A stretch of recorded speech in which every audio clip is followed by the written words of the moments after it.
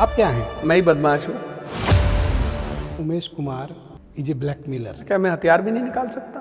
कहते हैं दिल्ली के में किसी के कहने पे आपने रावत को निपटाया। अब तो सच बता दीजिए कि किसके इशारे पे आपने किया था। क्यों? मैं तो चाहता हूँ कि मैं मुख्यमंत्री बन जाऊँ। And you are compromised. कि मौका मिले तो अपने दोस्त को दगा भी देना पड़े तो देंगे, रिमूव करना पड़े भी करें, साजिश करना पड़ा भी तो करेंगे, बट अल्टीमेटली आपको मुख्यमंत्री की कुर्सी चाहिए।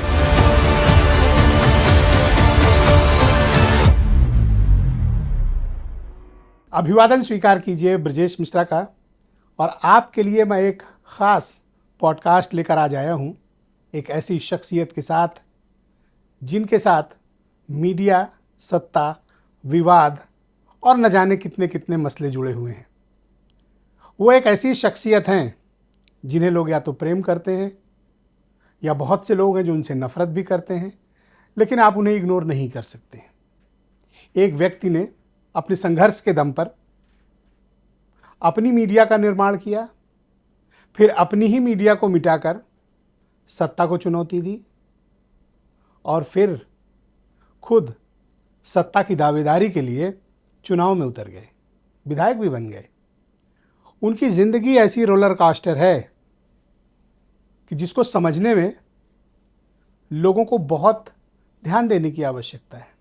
किसी व्यक्ति का निर्माण यूं ही नहीं होता, उसके पीछे उसके संघर्ष, उसकी तकलीफ़ें, उसका तप, उसकी मेहनत, गरीबों के प्रति, वंचितों के प्रति, शोषितों के प्रति, आम लोगों के प्रति उसका जुड़ाव, यही किसी व्यक्ति का अलग अलग भूमिका में निर्माण करता है। ऐसी वो शख्सियत हैं उमेश कुमार। एमएलए हैं, यानी विधायक, खानपुर सीट से, उत्तराखंड से। आप ये सोच रहे होंगे कि इनका पॉडकास्ट क्यों? उमेश कुमार का पॉडकास्ट इसलिए ज़रूरी है ताकि लोग देखें, जानें और समझें कि संघर्ष के दम पर मीडिया में रहकर, आंख में आंख डालकर सवाल करना, सत्ता को चुनौती देना और फिर अपनी भूमिका भी बदल लेना वक्त रहते, ये किसी से सीखना हो तो उमेश कुमार इसके एक शानदार उदाहरण हैं। और ख़ास बात यह है कि आज पॉडकास्ट के लिए हमारे साथ स्टूडियो में मौजूद हैं। तो उमेश जी, आपका बहुत स्वागत। धन्यवाद। और धन्यवाद हमें समय देने के लिए। बहुत बहुत आपका भी धन्यवाद ब्रजेश जी। तो मुझे बताइए कि सीधे मुद्दे शुरू करें। बिल्कुल। आप क्या हैं? मतलब लोग कहते हैं कि आप पहले पत्रकार थे, पत्रकार के बाद आप पॉलिटिशियन बन गए, आप एमएलए बन गए, पर बहुत से लोग हैं जो कहते हैं Umesh Kumar is a blackmailer. देखिए क्या है, आज के दौर में पत्रकार को अगर बदनाम करना है तो सबसे साधारण और सबसे आसान उसको ब्लैकमेलर कह देना है। उसके बाद फिर उसका काम है वो सारी ज़िंदगी सफाई देता रहे कि मैंने किसी को ब्लैकमेल नहीं किया, उसके कोई साक्ष्य नहीं है। पूरी ज़िंदगी पत्रकारिता को देने के बाद, तपने के बाद, जेल जाने के बाद, सैकड़ों मुकदमे झेलने के बाद, सरकारों से लड़ने के बाद अगर यही तमगा लोग देते हैं तो मुझे कोई गुरेज नहीं है, मुझे कोई परहेज नहीं है। क्योंकि आपको ऐसी आदत डाल लेनी चाहिए कि समय पर कोई आपकी आलोचना भी करेगा, कोई समालोचना भी करेगा, कोई प्रशंसा भी करेगा। आप हर किसी से ये उम्मीद नहीं कर सकते कि सभी आपकी प्रशंसा करें। और जिस दिन आपकी सब प्रशंसा करने लग जाएं, सब आपकी बातों पर हंसने लग जाएं, तो समझिए आप जोकर हैं। भूमिका क्यों बदली आपने? भूमिका समय के साथ बदल गई, मैंने नहीं बदली। एक जो होता है ना कि 25 साल पत्रकारिता को देने के बाद एक ऐसी पत्रकारिता जो मुझे लगता है कि स्वतंत्र भारत के इतिहास में कभी किसी ने की नहीं होगी। बहुत सारे उदाहरण हैं। आप तो मुझे लगता है कि 26 साल से 26 साल से आप मुझे देख रहे हैं। हम आप दोस्त हैं। आप और हम दोस्त हैं और आज हम आप सामने भी हैं। और 26 साल से मैं भी आपको देख रहा हूँ। आपने भी संघर्ष कम नहीं किया। आप भी यहाँ तक, अगर एक स्क्रिप्ट लिखने वाले से लेकर चैनल के मालिक तक अगर कोई व्यक्ति सफ़र करता है तो उस सफ़र में क्या क्या हुआ होगा ये आपसे बेहतर कोई समझ नहीं सकता। बस ये हो सकता है कि मेरे साथ थोड़ा ज़्यादा हुआ होगा, आपके साथ थोड़ा कम होगा। मुझ पर इनाम भी रखे गए होंगे, मेरी घर की कुड़कियाँ भी हुई होंगी, मुझे वांटेड भी डिक्लेयर किया गया होगा, मुझ पर देशद्रोह, राजद्रोह। आप तो एक बहुत शानदार चैनल चला रहे थे, आपका सब कुछ ठीक चल रहा था, ये all of sudden U turn देखिए क्या हुआ कि 2017 में जब उत्तराखंड में त्रिवेंद्र सिंह रावत मुख्यमंत्री बने, उनके परिवार के बहुत सारे सदस्य ऐसी चीज़ों में शामिल थे जिनके उस समय स्टिंग ऑपरेशंस हो गए, भाई के, भतीजे के, सबके। हमारे यहाँ एक पत्रकार थे जो उस एसआईटी टीम का हिस्सा थे, वो कंप्रोमाइज़ हो गए। उन्होंने हमारे ही खिलाफ साजिशन एक मुकदमा दर्ज करवा दिया और त्रिवेंद्र सिंह रावत जी द्वारा रातों रात हमारी गिरफ्तारी भी करा ली गई, गाजियाबाद से। हाँ। उसी दौरान हमारे खिलाफ झारखंड में भी मुकदमा दर्ज हुआ, रांची में। वहाँ क्या कर डाला? वहाँ सरकार गिराने का आरोप था हम पर कि हम झारखंड रघुवर दास में? जी, हाँ, रघुवर दास जी की सरकार गिराना चाहते थे। तो वहाँ एक मुकदमा दर्ज कराया गया जिसमें हम पर एक्सटॉर्शन, ब्लैकमेलिंग, आपने पूछा था ना, ब्लैकमेलिंग, तो सबसे आसान यही होता है कि बिना सबूतों के कोई भी आरोप लगा दे कि इन्होंने कुछ हमसे टाइम के लिए पैसे जेल डाल दीजिए। तो हम पर ब्लैकमेलिंग और राजद्रोह का मुकदमा वहाँ दर्ज हुआ, सरकार गिराने का मुकदमा दर्ज हुआ। तो जब हम देहरादून की जेल में थे और हमारी 19 दिन में हाई कोर्ट के चीफ जस्टिस साहब ने सुनवाई करते हुए हमें बेल दे दी, मुख्यमंत्री, उनके भाई, उनके परिवार के सभी सदस्यों को हाई कोर्ट ने नोटिस जारी कर दिया भ्रष्टाचार के मामलों में। तो हमारी जिस दिन बेल हुई उस दिन रातों रात हमें रांची ट्रांसफ़र कर दिया गया। 60 घंटे का सफ़र, दिल्ली से इलाहाबाद, कानपुर, इलाहाबाद, इलाहाबाद बाई से रोड हो रहा था? ट्रेनों से, लोकल ट्रेनों से।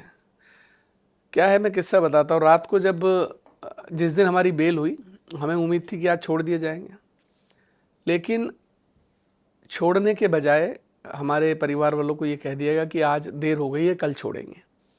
साजिश ये थी कि प्रोडक्शन वारंट रांची से लाकर देहरादून जेल में रखा हुआ था तैयार। उस समय हमें स्लिप डिस्क की समस्या थी, तो डॉक्टर्स ने कहा कि भाई आप लंबे सफ़र पर जा रहे हैं तो आपको कुछ पेन किलर या इंजेक्शन दे देते हैं। तो हमको क्या इंजेक्शन दिया हमें नहीं मालूम, कोई पॉइजन था, क्या था। दिल्ली पहुंचते पहुंचते तक हमें खून की उल्टियां होने लग गई। अरे!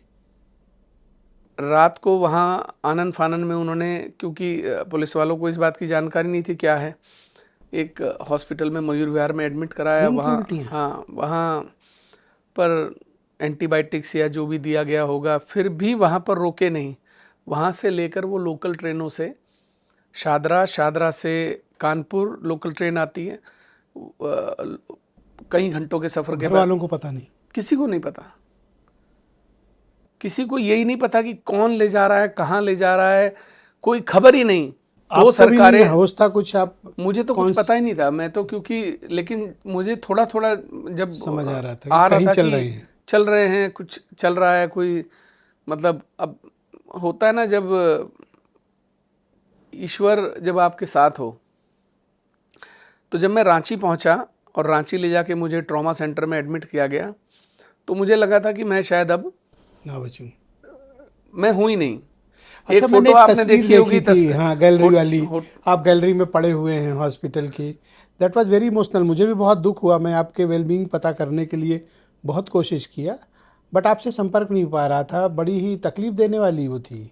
क्या हुआ था? वो देखिए क्या है कि ब्रजेश जी, जीवन में कभी कभी आप बिल्कुल अकेला हो जाते हैं।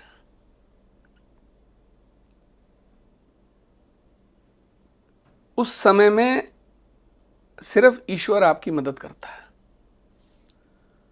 मुझे नहीं पता मैं कैसे बचा, लेकिन एक दिन सुबह 4-5 बजे का समय रहा होगा कि जो है, मुझे लगा जैसे एक रोशनी छोटी सी कहीं से प्रतिबिंब जो है आ रहा है। और इतनी तकलीफ थी कि इतने साल बाद आपके आंसू आ रहे हैं? आपने आज सवाल किया तो आ गए।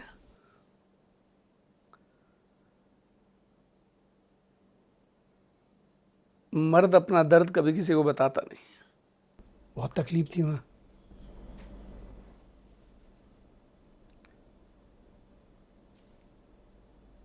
घर तो से किसी से बात हो पा रही थी? किसी वाइफ, से बच्चों से नहीं? तो जब वो एक प्रतिबिंब मुझे दिखाई दिया तो उसने कहा कि कुछ नहीं होगा तुझे, मैं तेरे साथ हूँ। उसके बाद मेरी आंखें खुल गई और आप ये देखिए बिना इलाज बिना दवाई के मैं ठीक हो गया, और 10 दिन में, वही रांची में 10 दिन में राजद्रोह जैसे मामले में, सरकार गिराने जैसे मामले में हाई कोर्ट के इंटरवेंशन के बाद मेरी जमानत हो गई, जिसमें लोग कहते थे कि अब ये 5 साल नहीं छूटेंगे, 10 साल नहीं छूटेंगे। 29 दिन में मैं 2 सरकारों से लड़के बाहर आया। लेकिन हाँ, लड़ाई मेरे दोस्तों ने लड़ी, मेरे उन साथियों ने लड़ी जो किसी सरकार से ना डरे ना दबे। चंद थे, चंद भी नहीं, गिनती के थे, 2 3 4 दोस्त कह सकता हूँ। मुझे याद है कि जब मैं जेल से निकला था रांची की, तो मैंने आपको भी फ़ोन किया था, और आपने मुझसे कहा था कि उमेश भाई मेरी आंखों में आंसू हैं आपकी आवाज़ सुन के। क्योंकि बड़ा तकलीफ का समय था ना, अपने एक साथी को इतना परेशान देखकर, बट नेचुरल है कि सरकारें आपको तोड़ने के लिए कुछ भी करती हैं। ट्रू। लेकिन दुर्भाग्य देखिए कि जिन स्टिंग ऑपरेशंस को दबाने के लिए 2 सरकारों ने मेरे खिलाफ जो कर सकते थे किया, उसके बावजूद भी वो अपनी कुर्सी नहीं बचा सके। उन्हें जाना पड़ा हाई कोर्ट के सुओ मोटो से सीबीआई जांच के आदेश हुए भ्रष्टाचार के मामलों में, और मुख्यमंत्री को इस्तीफा देना पड़ा। मैं एक मसला आपको याद दिलाता हूँ। दुनिया की नज़र जानते हैं आप पर कब पड़ी? जब 2016 में आपने हरीश रावत वाला कांड किया। एक सिटिंग चीफ मिनिस्टर का स्टिंग ऑपरेशन और उनकी सरकार को बर्बाद करने, गिराने, तमाम मसले थे। एक पत्रकारीय तौर पर आपने एक इन्वेस्टिगेटिव स्टिंग किया था, या अब तो पॉलिटिक्स में है, अब तो सच बता दीजिए कि किसके इशारे पे आपने किया था, सच किसके कहने पे? अब तो 10 साल हो गए हैं और हरीश रावत भी अब राजनीति की मुख्य धारा में नहीं है। वक्त बदल चुका है। अब आज आपको सच्चाई बता देनी चाहिए कि वो स्टिंग ऑपरेशन क्यों? देखिए, अगर मैं सच बताऊं तो स्टिंग ऑपरेशन वाकई में एक इतिहास रचने के लिए किया गया था कि आज तक भूतो ना भविष्य कभी किसी मुख्यमंत्री का स्टिंग नहीं हुआ। स्वतंत्र भारत के इतिहास में वो पहला स्टिंग ऑपरेशन था जो 23 मार्च 2016 को हुआ जॉली ग्रांट अब होगा भी एयरपोर्ट नहीं, पे। सब चौकन्ने हो गए हैं। 23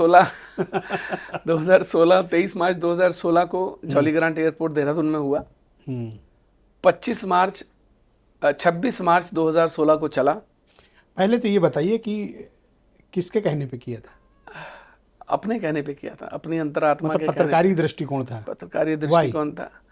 ऐसा जरूरत क्या थी, गलत कर रहे थे वो थी। कि आप उनकी सरकार गिराना चाहते एक सरकार को बचाने के लिए उत्तराखंड जैसी देवभूमि, एक ऐसा राज्य जो राज्य 43 लोगों की शहादतों के बाद बना, सैकड़ों माताओं बहनों की अपनी इज्जत को कंप्रोमाइज करने के बाद बना। कितना अत्याचार उन माताओं बहनों ने रामपुर तिराहे पर 1-2 अक्टूबर की रात को सहा होगा, उसके बाद बना। उस राज्य को आप बेच रहे हैं। उस राज्य में कौन आप ये बेच रहा कहते था? हैं, मुख्यमंत्री बेच रहे थे। वो खरीद फरोख्त कर रहे थे। पूरे दुनिया का पहला ऐसा जीवंत उदाहरण है जहां पर एक मुख्यमंत्री स्वयं हॉर्स ट्रेडिंग कर रहा हो, 25 से 30 करोड़ अब रुपए तो खरीद खुलेआम लेता। हो रहा है। अब क्यों नहीं स्टिंग ऑपरेशन करते? तो भाई अकेले हरीश रावत? देखिए, अब तो हम राजनीति में आ गए हैं। पिछले 4 साल 4.5 साल से राजनीति में हैं। पत्रकारिता में हम हैं नहीं। अब अगर हम करेंगे तो लोग कहेंगे नेता देखिए क्या स्टिंग ऑपरेशन करता घूम रहा है। तो देखिए, जिस समय जिस आप धारा में हैं उस धारा का काम आप ईमानदारी के साथ करिए। एक गरीब नेता को मार के क्या मिला आपको? गरीब नेता हरीश रावत, पता करिएगा, आपको पता लग जाएगा कितने गरीब हैं। ये तो आपको बताना चाहिए। तो आप मेरे से बेहतर जानते हैं। आप तो उत्तराखंड को बहुत नज़दीक से आज से थोड़े देख रहे हैं, आप तो पुराने ज़माने से देख रहे हैं। अगर आप उन्हें गरीब नेता बताएंगे तो फिर ब्रजेश भाई मुझे थोड़ा सा आप पे शक होने लगेगा। ऐसा ना करिए। वो क्या है मतलब, फिर बताइए ना। वो उन्होंने कई सौ करोड़ कौन सी रुपए- दौलत कमा ली? कौन सा राजमहल बना आप मुझे लिया? बताइए, मुख्यमंत्री रहते हुए डेनिस शराब से लेकर खनन माफियाओं को संरक्षण देने से लेकर दलालों की ठेकेदारी चलवाने से लेकर टेंडर, कौन सी ऐसी चीज है जिसमें हरीश रावत स्वयं शामिल नहीं थे? मुझे बताइए। तो क्या सिर्फ हरीश रावत हैं, बाकी मुख्यमंत्रियों ने नहीं किया? त्रिवेंद्र रावत का स्टिंग ऑपरेशन नहीं हुआ? निशंक जी की सरकार नहीं हुई? आप मुझ पर मेरा इतिहास आपसे बेहतर कोई नहीं जानता। 4 सरकारें, 4 मुख्यमंत्री मेरे पीड़ित हैं। मैं आ रहा हूँ ना एक एक करके। अभी तो रावत जी पे बात चल रही है ना। रावत जी तो इतिहास हो गए, अब उनके बारे में क्या बताना। तो आप वो अगर उत्तराखंड को गर्त पलट कर आ गए सत्ता में तो आने दीजिए। वो तो जब भी आए थे, सुप्रीम कोर्ट से उनकी सरकार वापस आई थी और 1 साल वो मुख्यमंत्री थे। 1 साल जब वो मुख्यमंत्री रहे तो पहला हमको मेल आया सूचना विभाग का कि आपको 27 लाख रुपए का विज्ञापन दिया जा रहा है, जिस पर वापस रिकॉर्ड पर सेंट मेल में पड़ा है कि आपकी सरकार, जिसको मैं भ्रष्टाचारी कहता हूं, जिसके मुख्यमंत्री का मैं स्टिंग करता हूं, उस सरकार से 1 रुपए का विज्ञापन नहीं लूंगा। 11 महीने हरीश रावत मुख्यमंत्री रहे, 1 रुपए का इसका विज्ञापन मतलब राजनीतिक दुश्मनी थी। राजनीतिक नहीं थी, सिद्धांतों की थी। अगर राजनीतिक होती तो मैं विज्ञापन ले लेता। वो विज्ञापन की सूची अगर मैं बताऊं आपको, क्योंकि मैं यहाँ पे मैं नहीं चाहता किसी चैनल का भी नाम लेना, 22 चैनलों की सूची है, जिसमें से 11 चैनल हैं जिन्होंने 4.5 करोड़ से लेकर 5 करोड़ रुपए 11 महीने में ले लिए।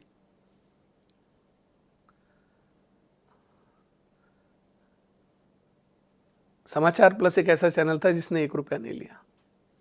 सिद्धांतों की पत्रकारिता थी, तब भी की जब तक थे, और आज अगर राजनीति में तो सिद्धांतों की। अच्छा, थोड़ा पहले चलते हैं। उत्तराखंड का निर्माण हुआ। उत्तराखंड अलग 9 नवंबर 2000 को हुआ और नारायण दत्त तिवारी मुख्यमंत्री बने। पहले मुख्यमंत्री तो और नित्यानंद स्वामी थे। हाँ, उसके बाद कोश्यारी जी आए, फिर निर्वाचित जो पहली सरकार आई वो उसमें तिवारी जी आए। आप उनके कंधे पर बैठकर उत्तराखंड पहुंचे। किसने कहा आपको? आपके बारे में लोग कहते हैं। भगतदा मेरे तो मेंटोर, मेरे तो संरक्षक भगतदा थे।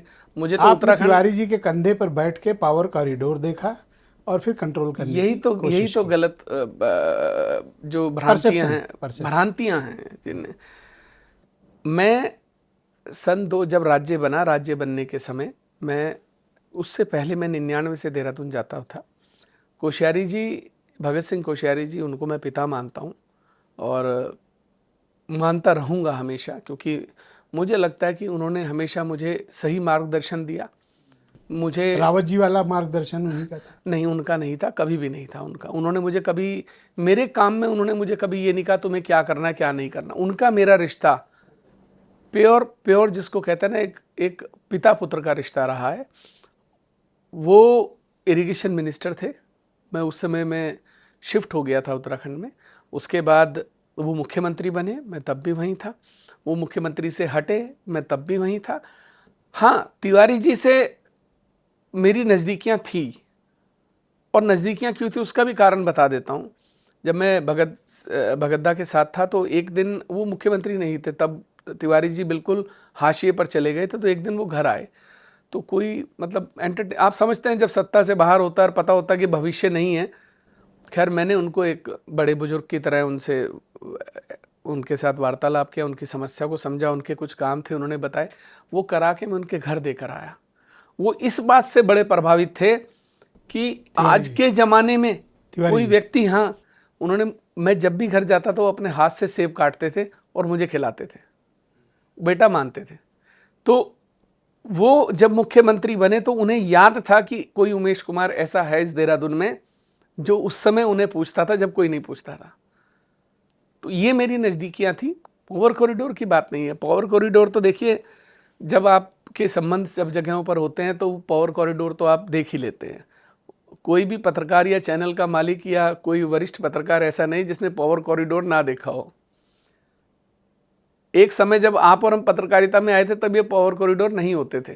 तब तो हम ये पावर कॉरिडोर जो है नहीं था इसका। ये पावर कॉरिडोर जो है 2015-16 के बाद पिछले 1 दशक में एग्जिस्टेंस में आए हैं।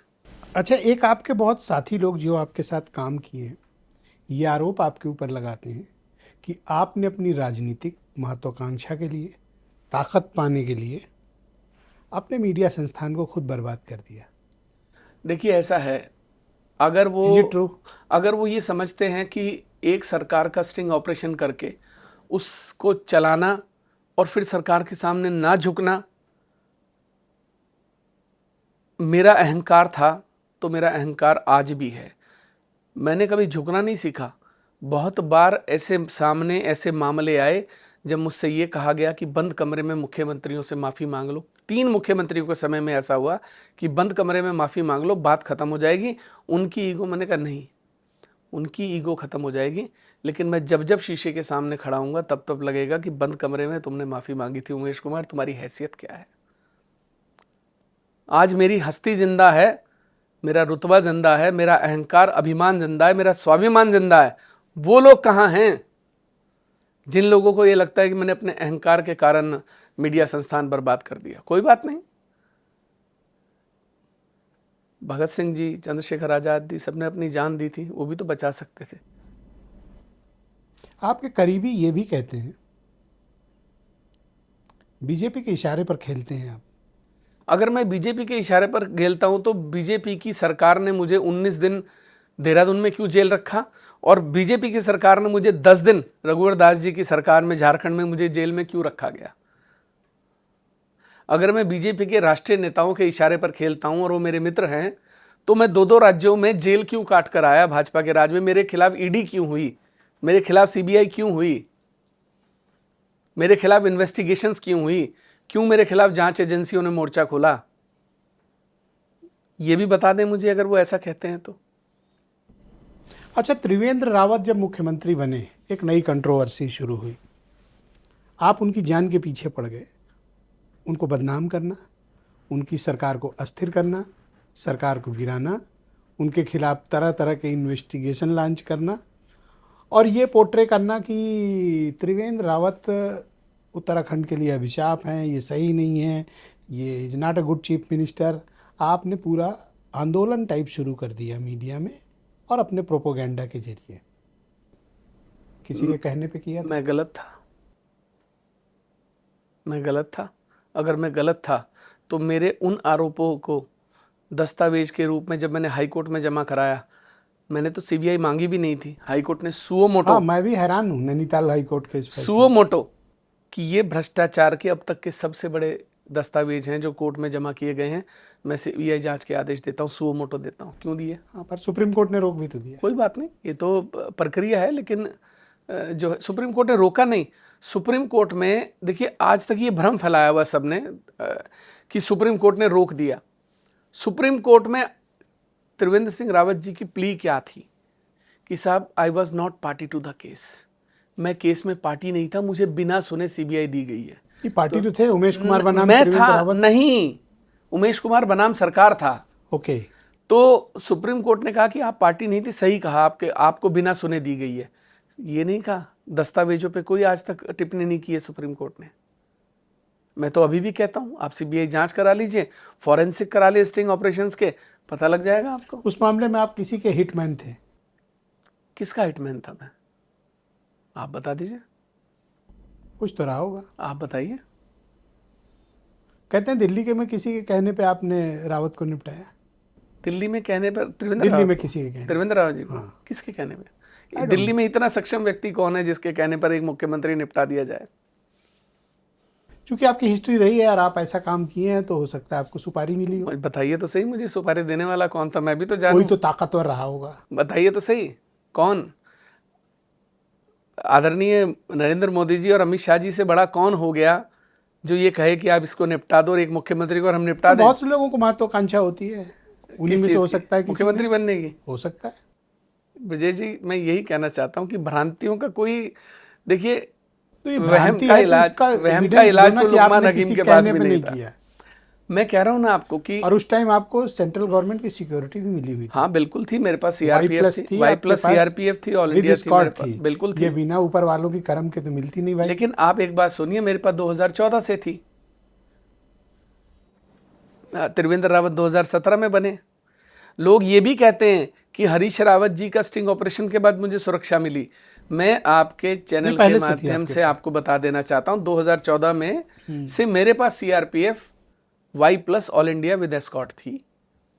ये और यही नहीं, उसी समय मेरे पास Y plus with escort Uttar Pradesh से भी थी।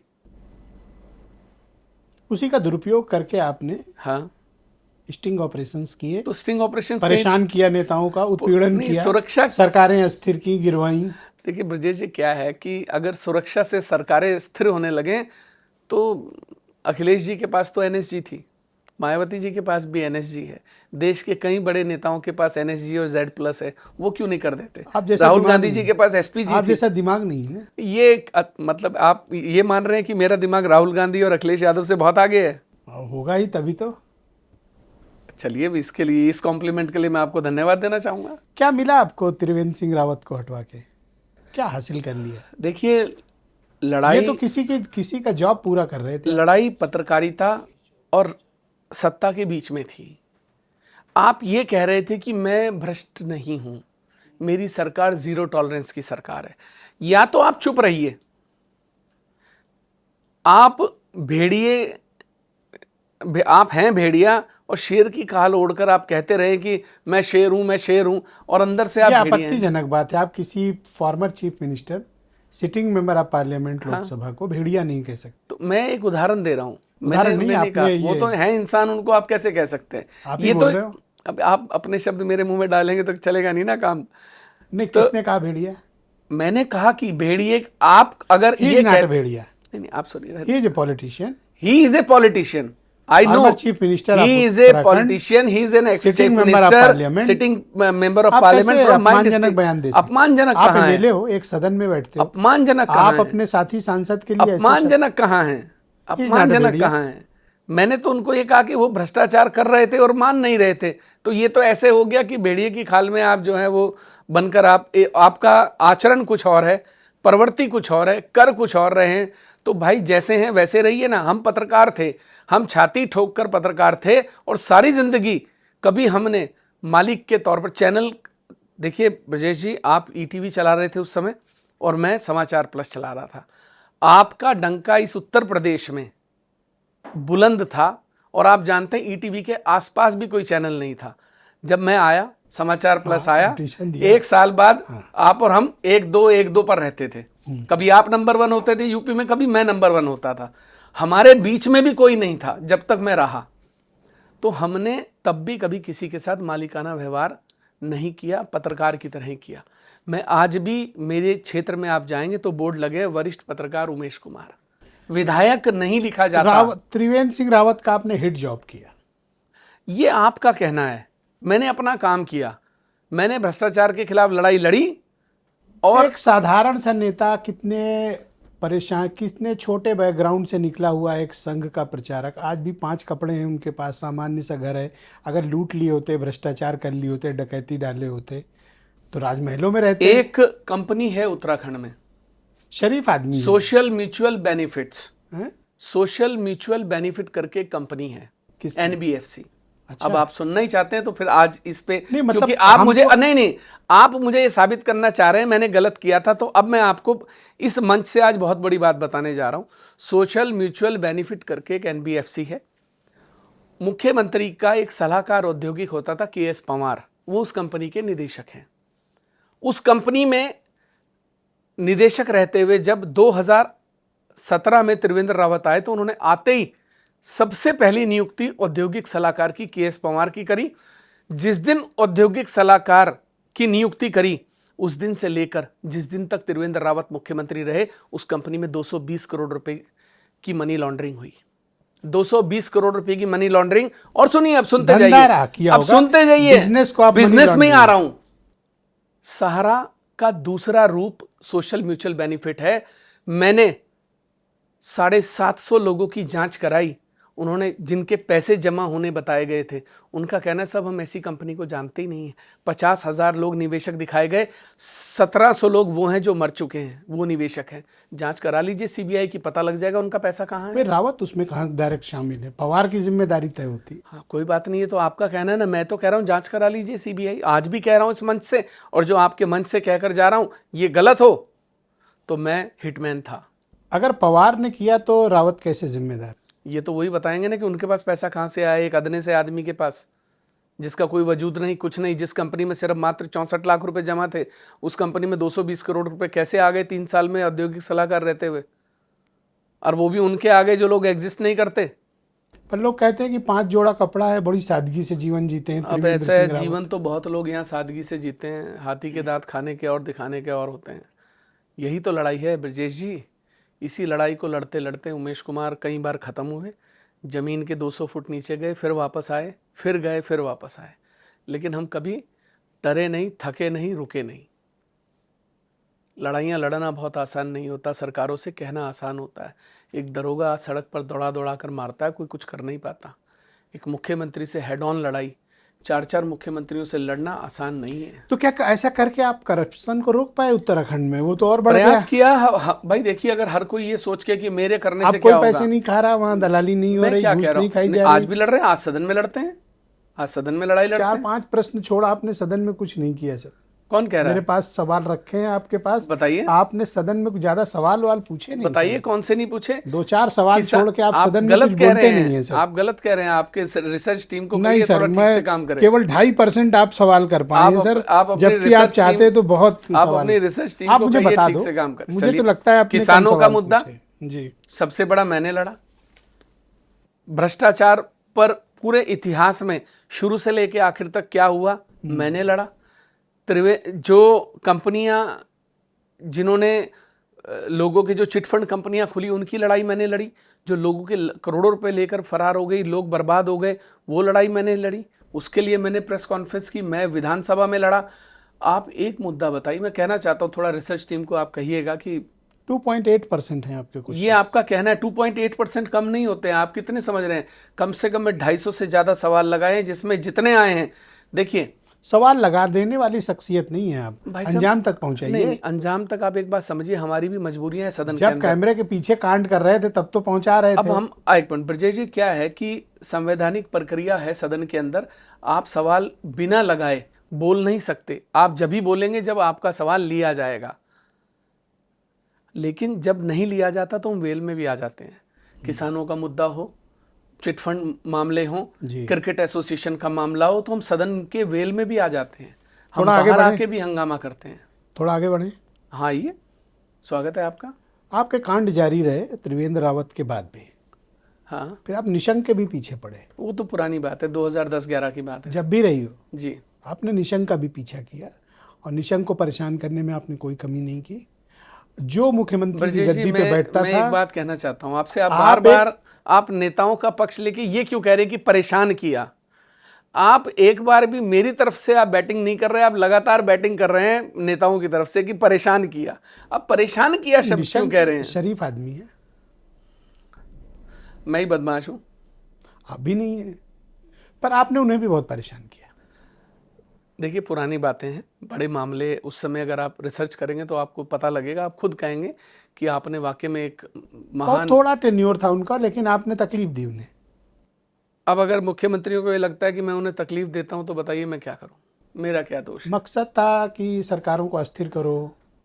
चलिए, अगर एक पत्रकार, अदना सा पत्रकार जिसके पास कोई बड़ा संस्थान ना हो, वो अगर सरकारों को अस्थिर कर सकता है तो मेरे लिए सौभाग्य की बात है। तो निशंक को क्यों, आप उनके क्यों पीछे पड़े रहे? बहुत सारे मामले थे उस समय निशंक जी के, और बहुत पुरानी बातें हैं, बड़े स्कैम थे, सब चीज़ों पर लड़ाई हुई। और सबसे बड़ी बात, सबसे ज़्यादा शोषण अगर मेरा किसी ने किया तो 2 ही सरकारों ने किया। आप कहते ना मैं भाजपा के, मुझे बड़े नेताओं का देश के वधस प्राप्त है, तो फिर निशंक जी की सरकार किसकी थी? भाजपा की थी ना। हाँ, तो मुझे वांटेड क्यों डिक्लेयर किया गया? मुझ पर इनाम क्यों रखा गया? मेरा लुकआउट सर्कुलर क्यों जारी किया गया? मेरे ऊपर इनाम रख के देश भर के अखबारों में 1.5 करोड़ का विज्ञापन क्यों छपवाया गया?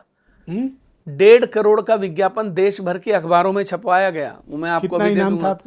इनाम बहुत छोटा था, शर्म आती है मुझे बताने में, उसे भी मत पूछिए। 2,500 का इनाम, विज्ञापन में 1.5 करोड़, विज्ञापन में 2,500 का इनाम था, 1.5 करोड़ का विज्ञापन छपा। ये निशंक की सरकार ने जी। लुकआउट सर्कुलर, इनाम, कुड़की, वांटेड, और न जाने क्या क्या। हाँ, मेरा घर तोड़ दिया गया, मेरे घर की कुड़की कर दी गई, मेरा कॉम्प्लेक्स तोड़ दिया गया, मेरे ऑफिस सील कर दिए गए। क्या नहीं किया मेरे खिलाफ निशंक सरकार ने? ठीक है, समय है, घाव है, भर जाता है। आज 16 साल उस बात को होने जा रहे हैं। मेरे, आपका घाव भर गया। अब क्या करें, रोते पीटते रहने से क्या होगा? जो हुआ सो हुआ। मिले निशंक जी कभी? अक्सर मुलाकात हो जाती है, कभी कहीं किसी कार्यक्रम में। क्या कहते हैं? गिला तो है मन में, उनके मन में गिला मुझे लगता है कहीं ना कहीं है, वो भूले नहीं उस बात को। मैंने भी ये बात नोटिस की है, पीड़ा है, गहरी है पीड़ा है, क्योंकि 3 महीने पहले वो चुनाव से हटा दिए गए थे, दोबारा जनरल खंडूरी सीएम बन गए थे, तो वो पीड़ा तो देखिए है। आपको देखकर उन्हें कोफ्त भी होती होगी कि पहले तो चलो वहीं थे, अब तो हमारी फील्ड में आ गए। हाँ, इसकी और पीड़ा इत्तेफाक उन्हें से नहीं जिला भी वही है। इसकी पीड़ा उन्हें नहीं, ये पीड़ा तो उनको नहीं, कईयों को है, नहीं, क्योंकि पहले हरीश उनकी रावत बात। जी का भी जनपद वही है, हम्म। त्रिवेंद्र रावत जी का भी जनपद वही है, और निशंक जी का भी जनपद वही है। इसका मतलब प्री प्लान्ड अटैक आपने सब पर किया था। नहीं, ऐसा नहीं था, ये दुर्घटनावश था, क्योंकि एक बाहुबली व्यक्ति बार बार चुनौती देता है पत्रकारों को। आपको एक इत्तेफाक किस्सा, नहीं हो सकता आपको कि राजनीति का शायद, मुझे लगता है आपको शायद इस नहीं। बात का नहीं पता हाँ, हुआ क्या राजनीति था। मुझे की नहीं तो इसलिए आइडिया नहीं। नहीं, राजनीति की बात नहीं कर, राजनीति के तो आप वैसे तो मास्टर हैं, आप मुझे मत नहीं, बताइए, नहीं, आप बहुत I'm बड़े just खिलाड़ी simple हैं ब्रजेश journalist। जी। आपको कोई अगर इस उत्तर प्रदेश में कम आंकता होगा ना, तो मुझे उस व्यक्ति के ऊपर दया आएगी।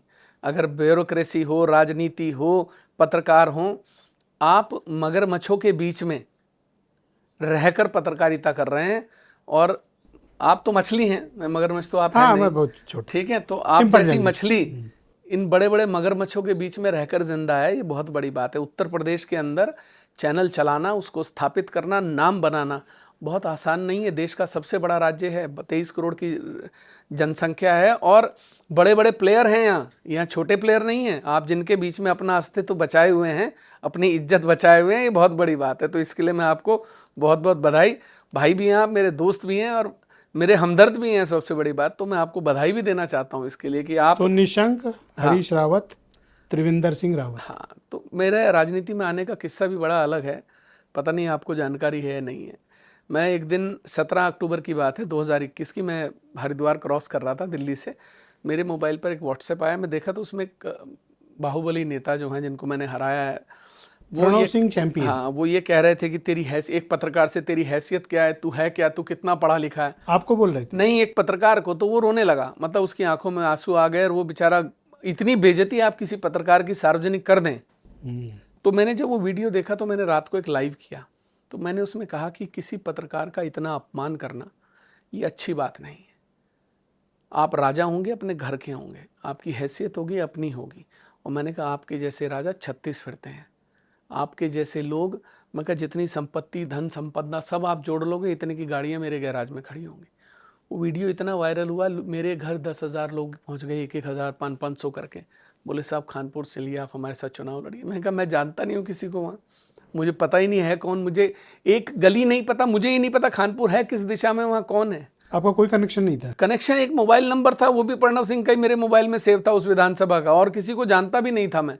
लोग मुझे ज़बरदस्ती ले गए।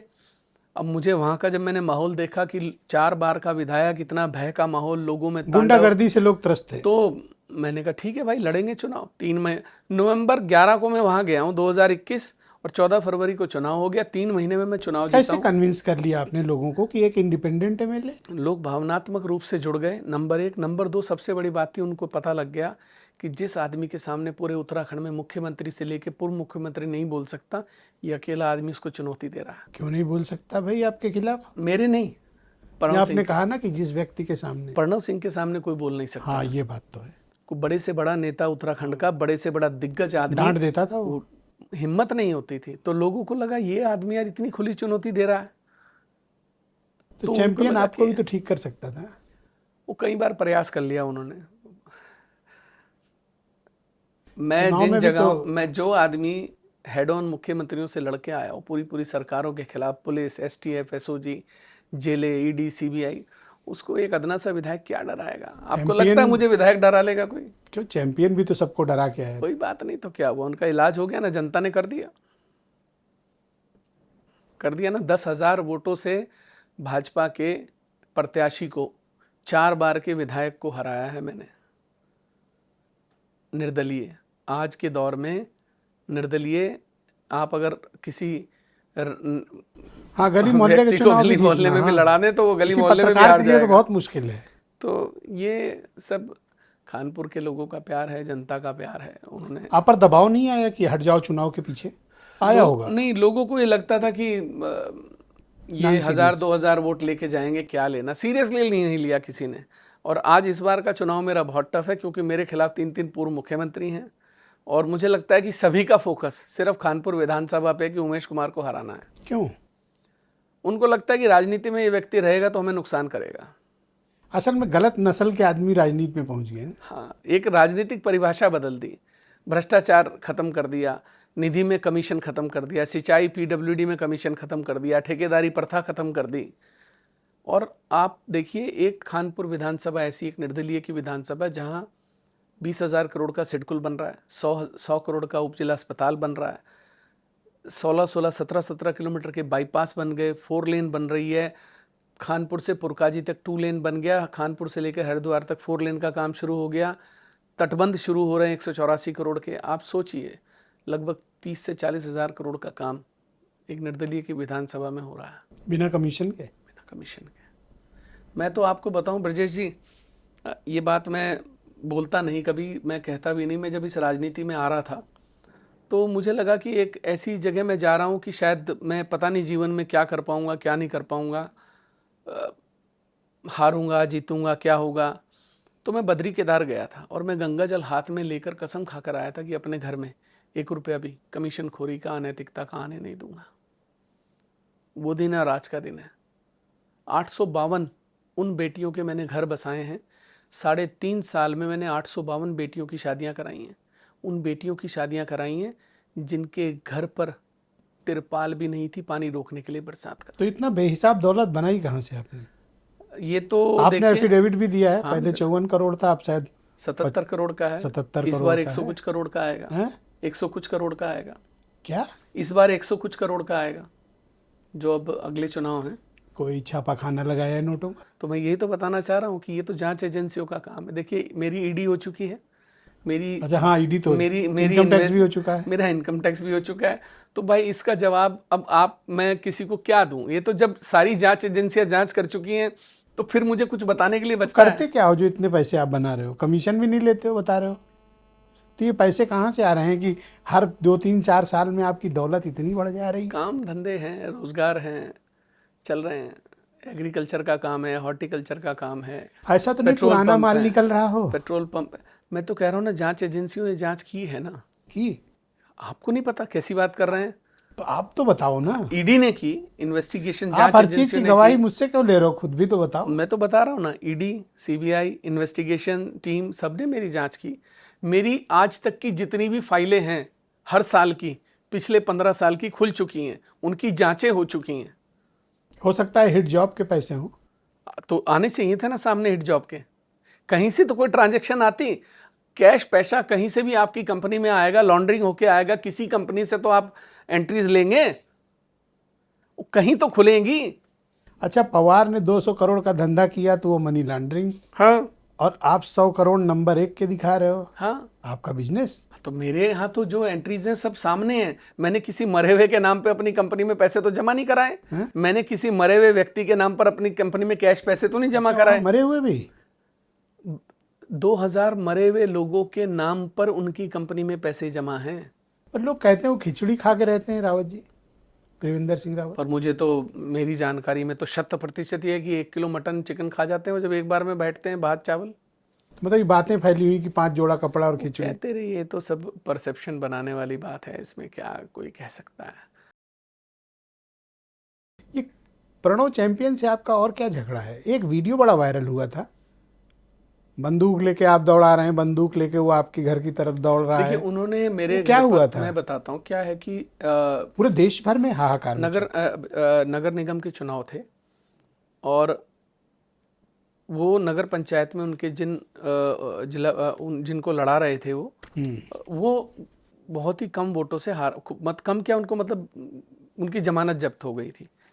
तो जिस प्रत्याशी को मैं लड़ा रहा था, वो और मेयर के बीच में, मतलब जो विनर थे उनके बीच में मात्र 2100 वोट का फ़र्क था।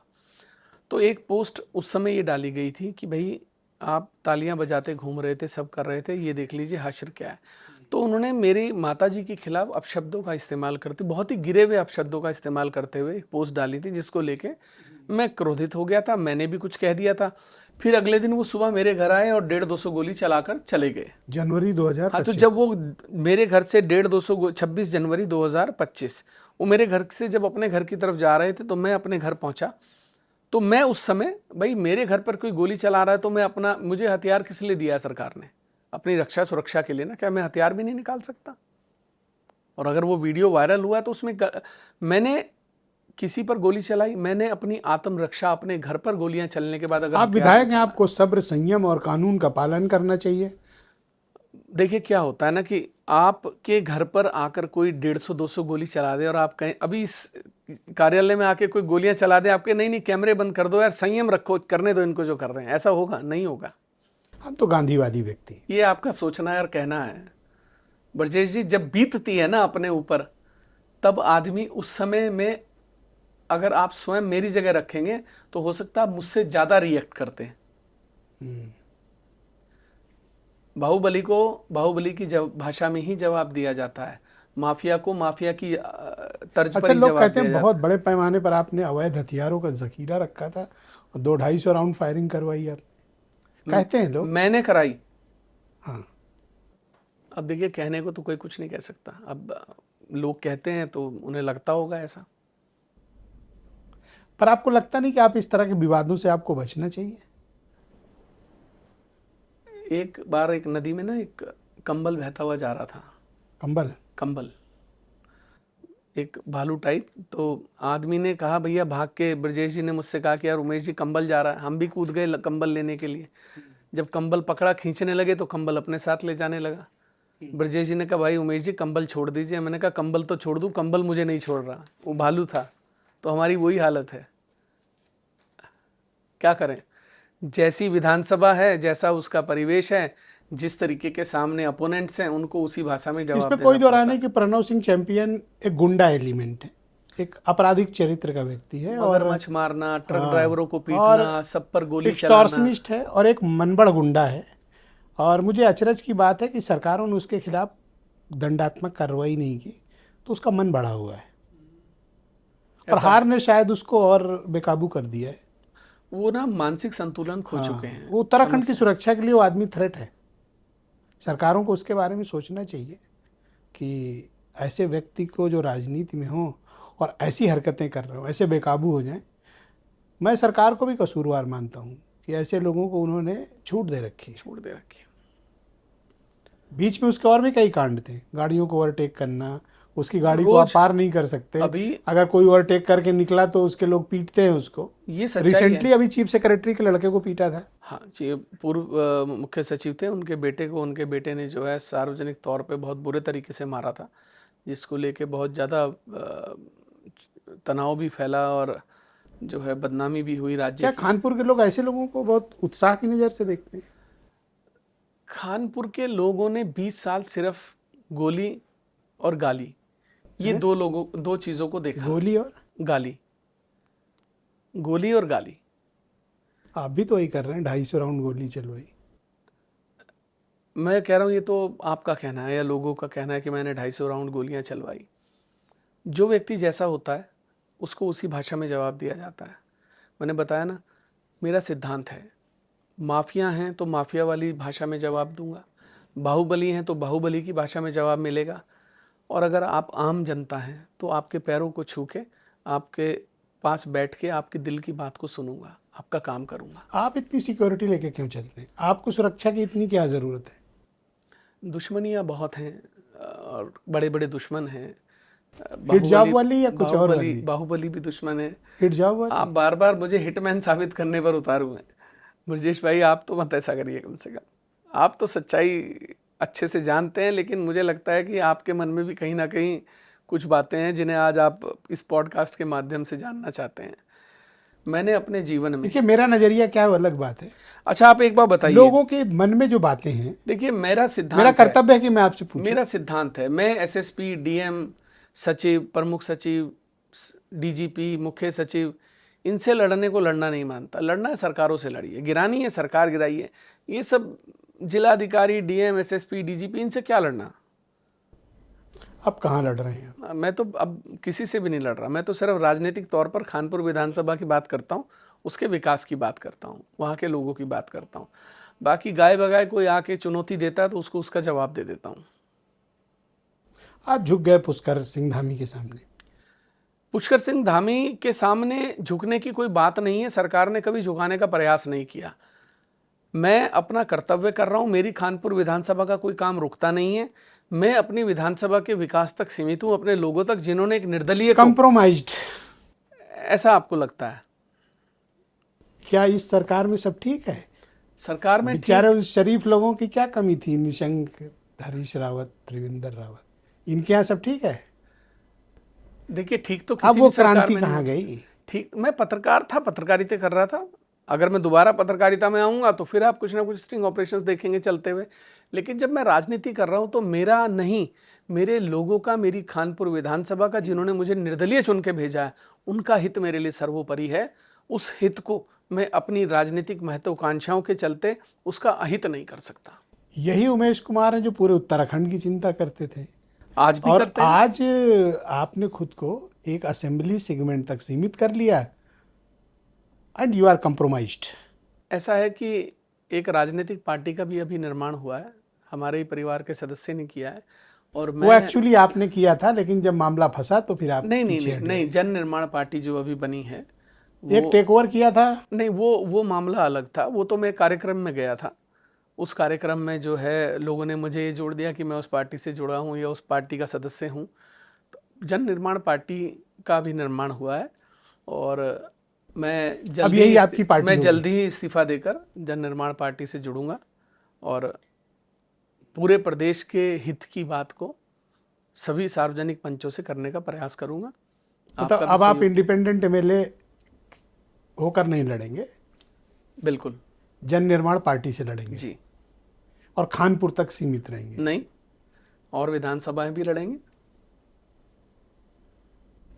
तो अभी उत्तराखंड में सब ठीक चल रहा है इस सरकार में? देखिए, ठीक तो किसी भी सरकार में नहीं होता, कुछ ना कुछ तो सरकारों में चलता रहता है। क्या चल रहा है इस सरकार में? देखिए, अलग अलग बातों को लेकर अलग अलग तरीके के विद्रोह होते रहते हैं, बातें आती रहती जैसे हैं, कोई ना कोई चीजें होती रहती हैं। अब देखिए क्या है, घटनाओं थोड़ा पर खुलिए तो बताइए। घटनाओं पर तो कोई किसी का नियंत्रण नहीं है।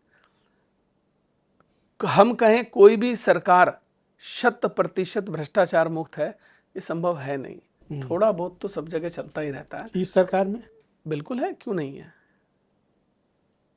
क्या है? जो राजकाज में होता है, ऑर्गेनाइज्ड करप्शन नहीं है? ये ऑर्गेनाइज्ड करप्शन क्या होता है आपसे बेहतर कौन बताएगा? आप तो खुलासा करने वाले व्यक्ति हैं। आप भी बता सकते हैं। मैं ऑर्गेनाइज करप्शन समझता नहीं, ऑर्गेनाइज क्राइम तो समझता हूं। सरकार संगठित भ्रष्टाचार। तो सरकार संगठित भ्रष्टाचार में सिर्फ मुख्यमंत्री है।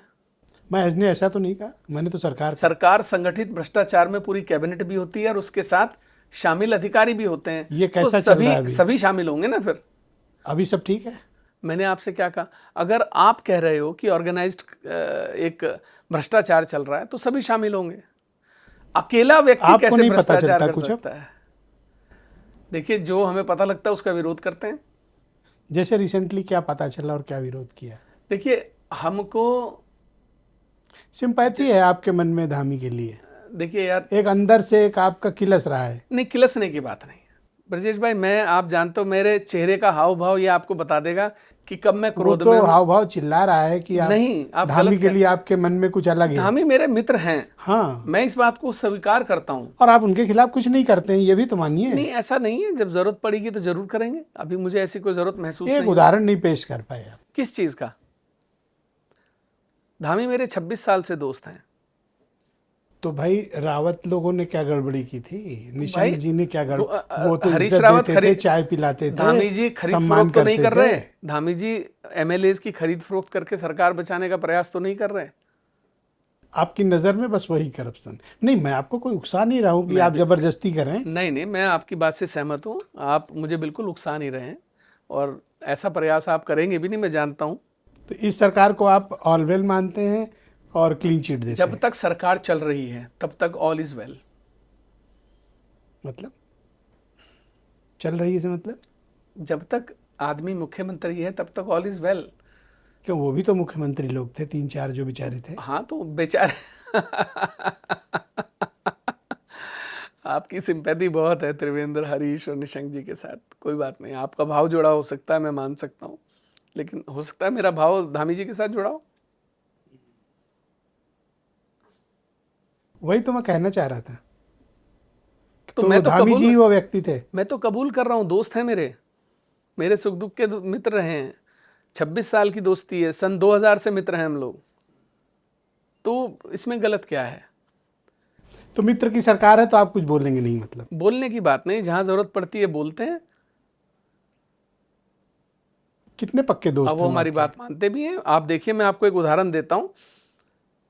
भर्ती घोटालों में बच्चे हड़ताल पर बैठे थे, भूख हड़ताल पर थे, लंबा आंदोलन चल रहा था, बड़ा आंदोलन बढ़ता जा रहा था प्रदेश भर में।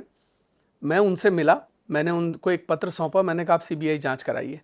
उन्होंने तत्काल, और मैं बच्चों के आंदोलन में गया, उन्होंने मुझसे कहा ठीक है तुम उन्हें कह दो कि मैं इस पर तत्काल कार्रवाई करूंगा। मैं बच्चों को बोल के आया, मेरे आने के 2 घंटे बाद मुख्यमंत्री धामी जी ने उसमें सीबीआई जांच के आदेश दे दिए।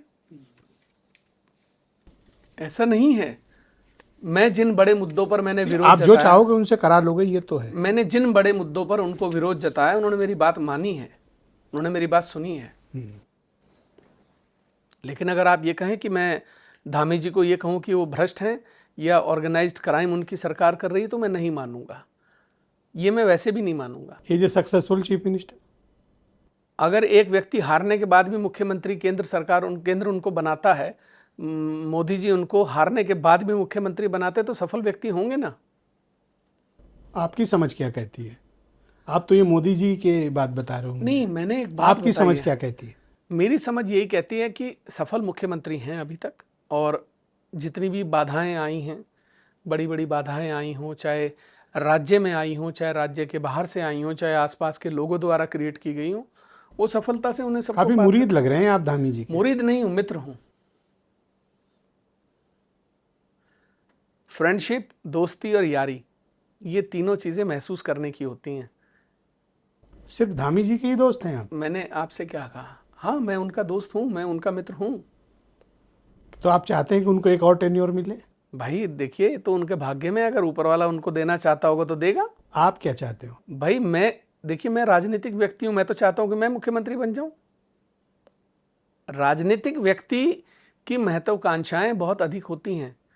मैं तो चाहता हूं कि मैं अपने प्रदेश में कैबिनेट में मुख्य रोल अदा करूं, मैं अपने लोगों का काम कर सकूं, जो काम मैं उत्तराखंड में लोगों के लिए, दूर दरस्त रहने वाले तो लोगों आप के लिए नहीं कर कहने का तात्पर्य कि मौका मिले तो अपने दोस्त को दगा देके या रिप्लेस दगा देके करके, क्यों? रिमूव दगा देके क्यों? लेट मी कंप्लीट सर, आप इतने उत्तेजित क्यों हो रहे हैं? नहीं, उत्तेजित नहीं हो रहा हूं आप मैं। सवाल ही काट रहे हो सर। आप सवाल नहीं काट रहा हूं, सवाल काट ब्रजेश रहे हो जी। सर। आपने कहा ये दगा दिखा- देके। राजनीतिक में मैं कोई उनके दल में नहीं हूं जो मैं दगा मुझे दूंगा। कह लेने दे, उसके बाद आप कर लीजिएगा। तो मतलब दोस्त को दगा भी देना पड़े तो देंगे, रिमूव करना पड़े भी करें, साजिश करना पड़ा भी तो करेंगे, बट अल्टीमेटली आपको मुख्यमंत्री की कुर्सी चाहिए, जिनको आप अभी अपना पक्का दोस्त बता रहे हैं। आपने कहा मतलब मौका पड़ने पे कर सकते हैं। आपने कहा दगा देना पड़े, मौका। देखिए, मेरे कोई बड़े राजनीतिक दल का सदस्य नहीं हूं कि मैं किसी को दगा देके, या उस दल को, मैं अपने दल से जिस दिन लड़ूंगा, मैं उस दिन अपने दल का हूं। मेरे दल की अगर कभी सरकार बनेगी तो मैं मुख्यमंत्री बनना चाहूंगा, या मेरे दल के सहयोग से बनेगी तो बनना चाहूंगा। मैंने ये नहीं कहा कि मैं धामी जी की टांग खींच के या उन्हें हटा के या दगा एक करके। टीस तो है ना कि कैसे रिप्लेस करूं। नहीं, रिप्लेस करने की टीस नहीं है, इच्छाओं की बात है। आपने इच्छा पूछी, इच्छाओं पे तो मेरी किसी का नियंत्रण नहीं है ना।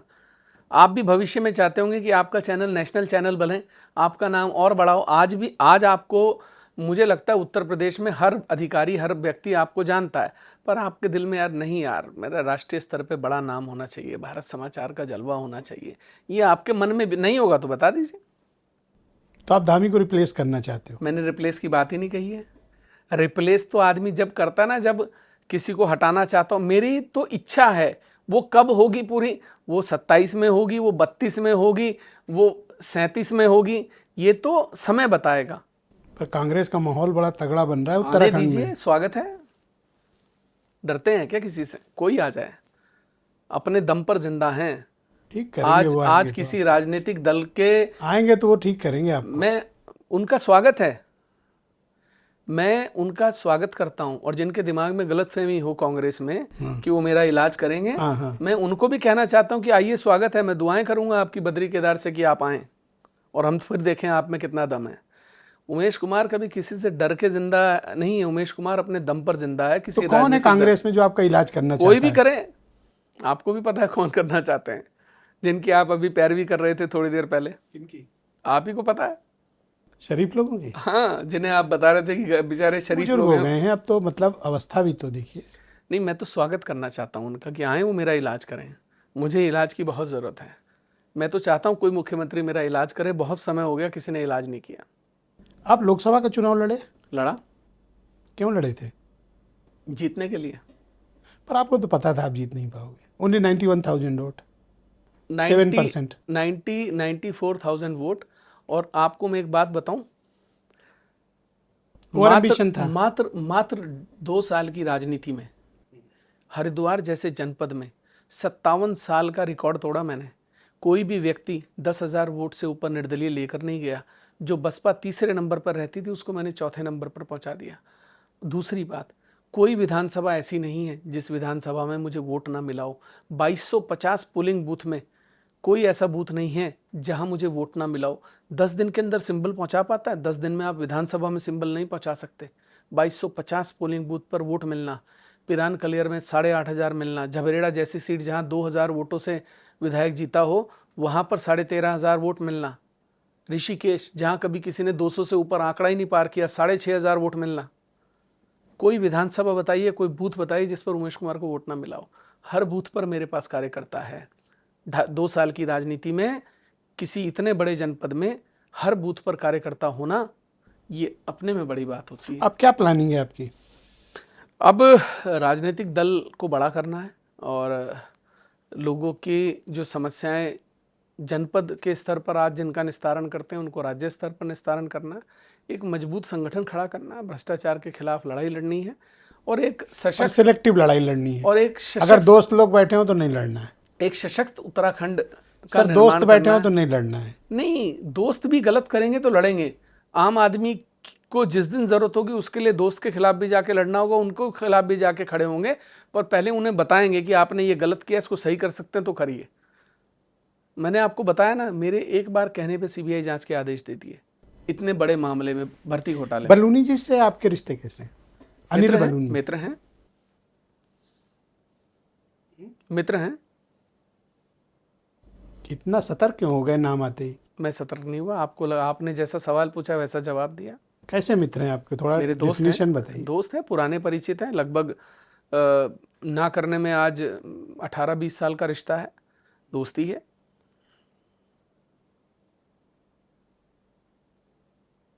पूछिए, आप कुछ पूछना चाहते हैं? आपके मन में, आपके दिमाग में कई हजार सवाल मेरी इस बात के साथ घूम गए, पर आप ये सोच रहे हैं पूछूं क्या? नहीं, मैं जानना चाहता हूँ आपके रिश्तों की थोड़ा व्याख्या करिए। बताया ना, दोस्त हैं। कौन दोस्त दोस्त नहीं को है? बढ़ाने के लिए आपने कुछ नहीं किया। भाई वो सक्षम हैं, उनको मुझे बढ़ाने में क्या करना। वो भारतीय जनता पार्टी के राष्ट्रीय मीडिया सेल के चेयरमैन हैं।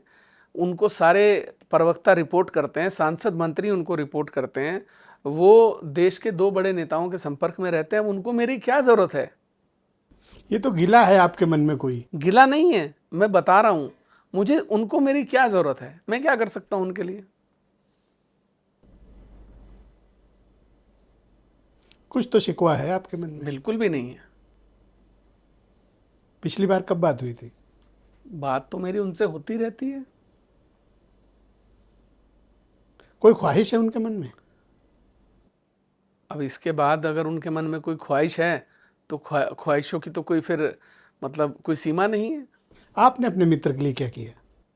मैं उनके लिए कुछ कर नहीं सकता अभी। जब कभी अगर मेरे लायक कुछ होगा तो जरूर करूंगा। अभी सक्रियता कैसी है उनकी आपकी नज़र में? देखिए, जो काम उनको पार्टी सौंपती है वो काम करते हैं, तो मुझे लगता है कि गढ़वाल का बताइए। गढ़वाल से सांसद हैं वो। ये तो आप ऐसे जैसे कि गूगल जवाब देता है ना कि who's member of parliament from Garhwal, तो आप कह रहे हो सांसद हैं। सांसद हैं अपने क्षेत्र इतने से। कॉन्शियस उमेश कुमार कैसे हो गया बलूनी का नाम आते ही? मैं कॉन्शियस नहीं हुआ, आपको ऐसा लग रहा है। मेरी बॉडी लैंग्वेज से कहीं आपको लग रहा है मैं कॉन्शियस हूँ? तो आप धामी जी के भी दोस्त हैं? बिल्कुल हूँ। बलूनी जी के भी दोस्त हैं? हाँ बिल्कुल हूँ। रावत ब्रदर्स के भी दोस्त हैं अब? रावत ब्रदर्स मतलब त्रिवेंद्र सिंह रावत, तीरथ सिंह रावत, हरीश रावत। देखिए, मेरी ब्रदर्स हैं, ये सब मेरी भाई कोई हैं। दुश्मनी नहीं है इनसे। मैं पत्रकारिता में थे, मैंने अपना कर्म किया, जो मुझे काम करना था। मैं राजनीति में हूँ, अपना काम कर रहा हूँ। कभी बैठक होती है, त्रिवेंद्र जी भी मिलते हैं, निशंक जी से भी गाय बगाए मुलाकात होती है, तीरथ जी से भी होती है, हरीश रावत जी से भी होती है। मैं तो हरीश रावत जी अभी मुझे कैसा नेता मानते हैं हरीश आप? रावत जी मुझे उनमें अभी कितना पोटेंशियल पाते हैं आप? देखिए, अगर पोटेंशियल नहीं होता तो वो व्यक्ति देश के 2 मुख्य व्यक्तियों से जुड़ा हो, ये भी आसान नहीं है। किसी मैंने पोटेंशियल नेता से पूछा, आप मुझे बार बार ये क्यों कहना चाहते हैं कि वो 2 व्यक्तियों के देखिए, करीबी नेता हैं? अभी वो एज ए लीडर, अभी वो देखिए सांसद हैं अपने क्षेत्र से, और मुझे लगता है कि अपने क्षेत्र में सक्रिय रहते हैं, अपने क्षेत्र के लिए काम करते रहते हैं। तो अब उनसे इससे ज़्यादा क्या, वो कैबिनेट मिनिस्टर हों, मैं उनके काम को परिभाषित करूं कि हाँ उन्होंने ये ठीक किया, ये नहीं किया, ये डिसीजन ठीक था, ये नहीं था। अभी वो एक पार्टी का कार्य कर रहे हैं, मैं उनके कार्य की कैसे विवेचना करूं, कैसे विश्लेषण करूं? मतलब ऐसे विवेचना करिए कि उत्तराखंड की राजनीति में उनका क्या भविष्य है? देखिए, भविष्य उत्तराखंड की राजनीति में सभी का अनसर्टेन है। तीरथ सिंह रावत जब घर पे थे, उनको नहीं पता था मुख्यमंत्री बना दिए जाओगे। धामी जी को यह एहसास नहीं था कि मुझे मुख्यमंत्री बना दिया जाएगा। ये उत्तराखंड की राजनीति है। जनरल खंडूरी हटा दिए गए 2009 जून में, उनको यह एहसास नहीं था कि सितंबर 2011 में पुनः मुख्यमंत्री बना दिया जाऊंगा। ये उत्तराखंड की राजनीति है। हरक सिंह रावत लोग कहते थे खत्म हो गए, अब इतिहास हो गए, दफना दिए गए। वो वापस आके चुनाव कांग्रेस पार्टी के प्रचार प्रसार समिति के अध्यक्ष हो गए। नहीं, हरक सिंह रावत को मैं मानता हूँ उत्तराखंड की जो ट्रू पॉलिटिक्स है उसके केस स्टडी हैं वो। हाँ बिल्कुल हैं। वो जो जितना भी उनका जीवन है, जीवन के हर हिस्सा उनका केस स्टडी है, अगर आप ठीक से करें। कैसे ऐसे कर पाते हैं वो? काबिल आदमी है। देखिए, जो आदमी 27 साल की उम्र में उत्तर प्रदेश जैसे राज्य में कल्याण सिंह जी के साथ टूरिज्म मिनिस्टर बन गया हो, जो व्यक्ति बसपा में बहन जी के साथ कैबिनेट मिनिस्टर रहा हो, जो व्यक्ति लीडर ऑपोजिशन उत्तराखंड में रहा हो, जो व्यक्ति तिवारी जी की सरकार में कैबिनेट मिनिस्टर रहा हो, जिस व्यक्ति ने छात्र संघ से राजनीति की हो, और हर तरह के आरोप लगे, हर तरीके वो बंदा कमाल का है। हाँ, वो फिनिक्स है। लोग कहते हैं ना कि अपनी राख से पुनः जिंदा होना, वो हरक सिंह रावत है। और मैं बता रहा हूं, आप अचरज मत करिएगा कभी वो उत्तराखंड के किसी दिन मुख्यमंत्री बन जाएं। कौन? हरक सिंह रावत। और बलूनी जी? वो भी बन सकते हैं सभी। देखिए, जब क्या बलूनी जी में आप पाते हैं कि वो क्वालिटी है कि वो मुख्यमंत्री बन सकते हैं? देखिए, नेता हैं, आज राष्ट्रीय पार्टी का कार्यभार मुख्य रूप से संभाले हुए हैं, अपना जो मीडिया सेल है। तो उत्तराखंड की बात करो आप, ये बार बार मुझे फिर मैं कह रहा हूं, जो व्यक्ति राष्ट्रीय परिपाटी पर किसी राष्ट्रीय पार्टी का कार्य कर रहा हो और सफल तरीके से कर रहा हो, वो कल को मुख्यमंत्री बनेगा नहीं बनेगा, इसमें कौन से अचरज की बात है? पोटेंशियल है या नहीं मुख्यमंत्री? पोटेंशियल क्यों नहीं है? पोटेंशियल सभी में है, उनमें भी है। उनमें है? हाँ, क्यों नहीं है? और वो बन सकते हैं, आप ऐसा मानते हो? क्यों नहीं बन सकते? अगर राष्ट्रीय उनका नेतृत्व चाहेगा, वो उनको बना सकता है, बनाना चाहेगा तो कौन रोक देगा उसको? पर पार्टी तो धामी जी के नेतृत्व में जा रही है। तो आज और आपकी ख्वाहिश है कि बलूनी जी बने? आज अगर नहीं, एक मिनट मेरी बात सुनिए। वो सांसद हैं, वो विधायक नहीं है। आज अगर चुनाव राज्य में होता है, उसकी हार और जीत का श्रेय उसका नेतृत्व करने वाले को जाएगा। ट्रू। इस बात को भी तो आप समझिए ना। अगर हम राजनीतिक बात कर रहे हैं तो मैं राजनीतिक जवाब ही दे रहा हूं। अगर उत्तराखंड में आपको चुनने की बारी आए कि who will be the best chief minister in BJP, Pushkar Singh Dhami? मैं कैसे चुनने का, मुझे कैसे अधिकार? अगर आपकी ख्वाहिश क्या हो सकती है? या अनिल बलूनी? नहीं, मुझे चुनने का अधिकार कैसे हो सकता है? आपकी कुछ तो विश होगी। मेरी विश आप किसके ज्यादा नजदीक हो इनमें, धामी या बलूनी? देखिए, मेरी धामी जी से 26 साल की मित्रता है। और बलूनी जी से? बलूनी से 18-20 साल से रिश्ते हैं। थोड़ा कम है मतलब उनसे? कम और ज्यादा की बात नहीं है, दोनों मेरे मित्र हैं। मैं किसी भी मित्र का बुरा नहीं चाहता। अच्छा किसका चाहते हो इनमें से? मैंने आपसे कहा, मैं दोनों का बुरा नहीं चाहता, मैं दोनों का अच्छा चाहता हूँ। दोनों के जीवन में अच्छा होना चाहिए। उत्तराखंड के लिए कौन बेहतर है? उत्तराखंड के लिए कौन बेहतर है? धामी जी अच्छा काम कर रहे हैं, इसमें बुराई क्या है? अगर उनके नेतृत्व में उनको चुन के मुख्यमंत्री बनाया हारे हुए व्यक्ति को, इतना धीरे धीरे क्यों बोल रहे? मैं धीरे नहीं बोल रहा हूँ, मैं आपको बता आवाज रहा हूँ। फंस रही है आपकी। आपको गलत लग रहा है ऐसा। मेरी आवाज पूरे इंटरव्यू में आपके नहीं फंसी है अभी तक। आपको इस बात का मलाल होगा कि फंस क्यों नहीं रहे। भाई ऐसा कोई इफर्ट करता ही नहीं। मैं तो अपने गेस्ट को बहुत ही कंफर्ट करके नहीं, मैं देखिए, आप भी मेरे 26 इन सबसे पुराने मित्र हैं। हाँ, इन सबसे तो हुई पुराना आपका। पुराने मित्र और मेरे हम लोग सन 2000 में मिले थे। आप हितैषी भी हैं मेरे। वो तो हमेशा और रहूंगा। आप मुझसे प्यार भी करते हैं, ये भी सच्चाई है। ऑलवेज। तो मैं यही कहना चाहता हूँ कि आप तो मुझे पर आप क्या चाहते हैं कि मैं आपसे हल्के सवाल करूं? मैं तो चाहता हूं कि आप मुझसे सबसे कठिन सवाल वो पूछिए जो 26 सालों से आपके दिमाग में भी कहीं ना कहीं गूंज रहा हो कि यार ये तो पूछूंगा, यार ऐसा उमेश ने क्यों किया था। मैं तो ये चाहता हूं आप ये पूछें और आपके माध्यम से लोग ये देखें भी कि जिस उमेश कुमार को लोग ब्लैकमेलर, सरकार गिरा देने वाला, बाहुबली, माफिया और ये सब बताते हैं, उसके जीवन के बारे में पता लगे, वो कितनी कठिनाइयों से निकल के आया है। उसने जेलें देखी हैं, उसने 2-2 राज्यों की जेलें देखी हैं, उसने ईडी सीबीआई देखी है, इन्वेस्टिगेशन देखी नहीं, है। मैंने तो आपके परिवार की परेशानी, आपकी पत्नी, आपके बच्चों की बेटे तकलीफ को, देखी। 6 साल की उम्र के बेटे के नाक से खून निकलता हुआ पूरी रात देखा है। बाहर पुलिस डेरा डाल के बैठी है, एक बंद कमरे में आप हैं और बच्चे की नाक से पूरी रात खून पर बहता आपके रहा। परिवार ने बहुत परेशानी सही है। बिल्कुल सही है। आप तो उन्हें कंफर्ट दो। तो मैं कंफर्ट देने दूं, लेकिन आप जैसे लोग नहीं देने देते, उकसाते रहते हैं। बताइए क्या करूं मैं तो चाहता हूं कि मैं शांति से राजनीति करूं, अच्छे मुद्दों अच्छा, पर आप करूं। फिर शांति में चले गए हो आप मुझे उकसा रहे हैं कि मैं फिर कुछ करूं। भाई मैं राजनीति में हूं। मैं जिस दिन पत्रकारिता, अब देखिए समाचार प्लस ओटीटी लॉन्च हुआ है, 8 राज्यों में चल रहा है। बधाई अब उसके लिए, बेटा, आपको बहुत बहुत धन्यवाद। अब बेटा जो है वो करेगा, वो करे, उसको मैंने खुली छूट दी है कि डरना मत किसी से, पीछे मैं खड़ा हूं। जिसके खिलाफ जो आप थोड़ा मुद्दा ठंडे लगे। पड़ गए हो आप। ठंडे की बात नहीं, उम्र हो गई है ब्रजेश भाई, 50 साल की उम्र हो गई। अब फरारी नहीं काटी जा सकती। अब जंगलों में छुप छुप कर कंदमूल खाकर फरारी नहीं काटी जा सकती।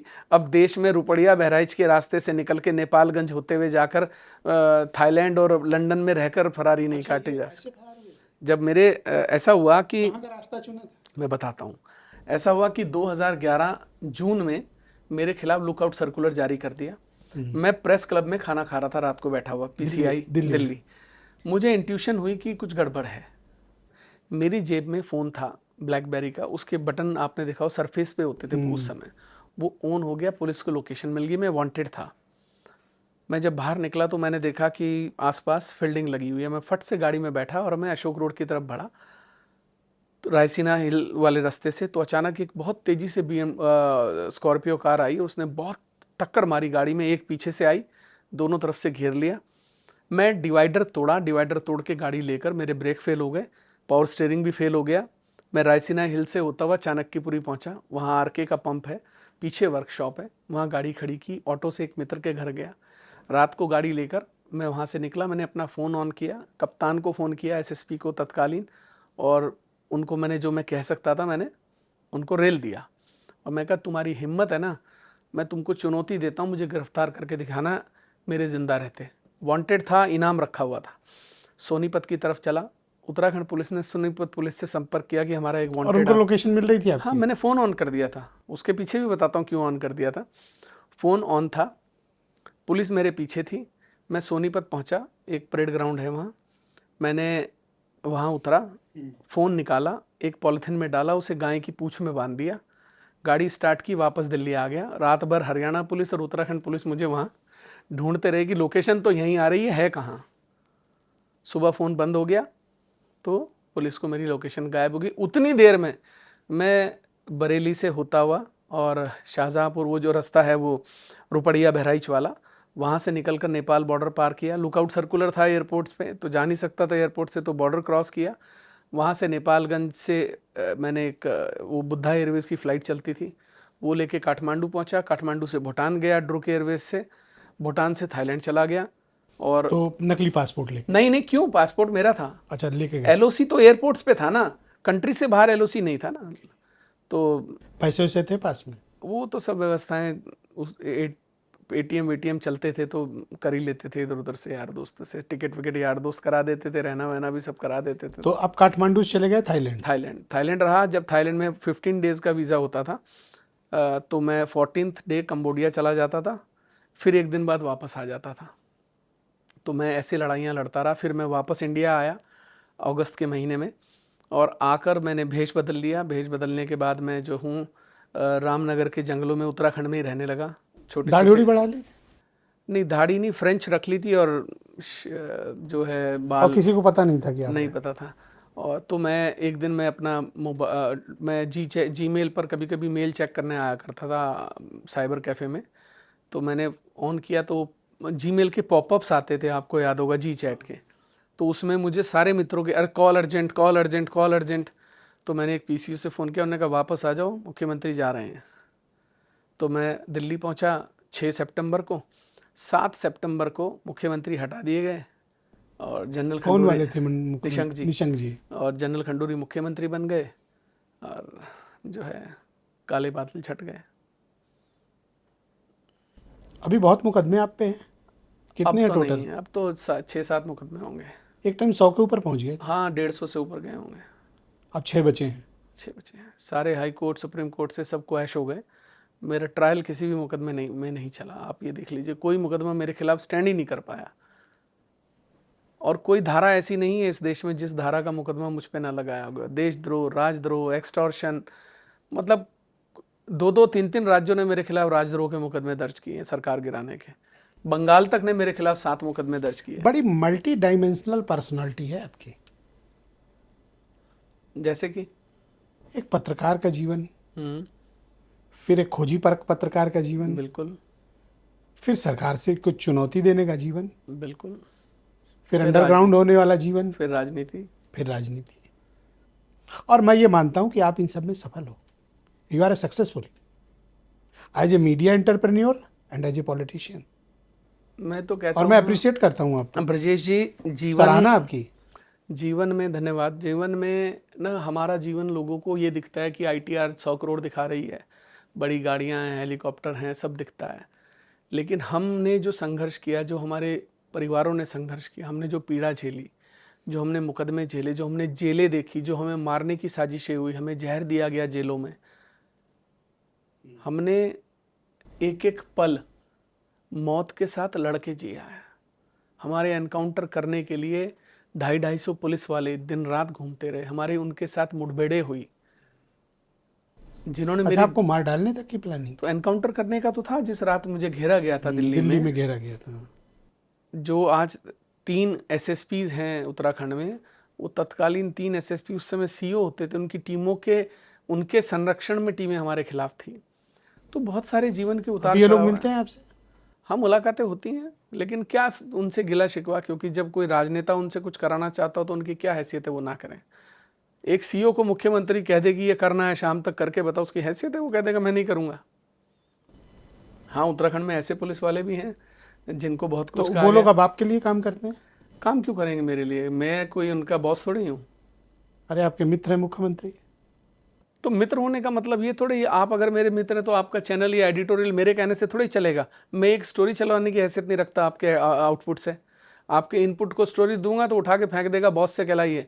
आपका असाइनमेंट लेने का नहीं मेरी स्टोरी। कैसी, मतलब ब्रजेश जी, तो मुझे हेडलाइन में दिखते हो आप। वो हेडलाइन में खबर रूटीन में आती होगी, आप प्यार मोहब्बत में चला देते होंगे, लेकिन मैं जिस दिन कहूँ मेरे हिसाब से एडिटोरियल चलाओ, नहीं चलेगा। तो पुलिस मेरे हिसाब से क्यों चलेगी अगर मुख्यमंत्री मेरा दोस्त है तो अब 2027 का चुनाव है। 2027 का चुनाव है, बिल्कुल सामने है। क्या है उत्तराखंड का भविष्य? उत्तराखंड में बीजेपी या कांग्रेस? नहीं, आसान एग्जिट किसी के लिए भी नहीं है। कांटे की टक्कर है, लड़ाई है लोगों में। बिल्कुल, इलेक्शन इतना आसान किसी के लिए भी, आप किसी को वॉक ओवर नहीं दे सकते हैं।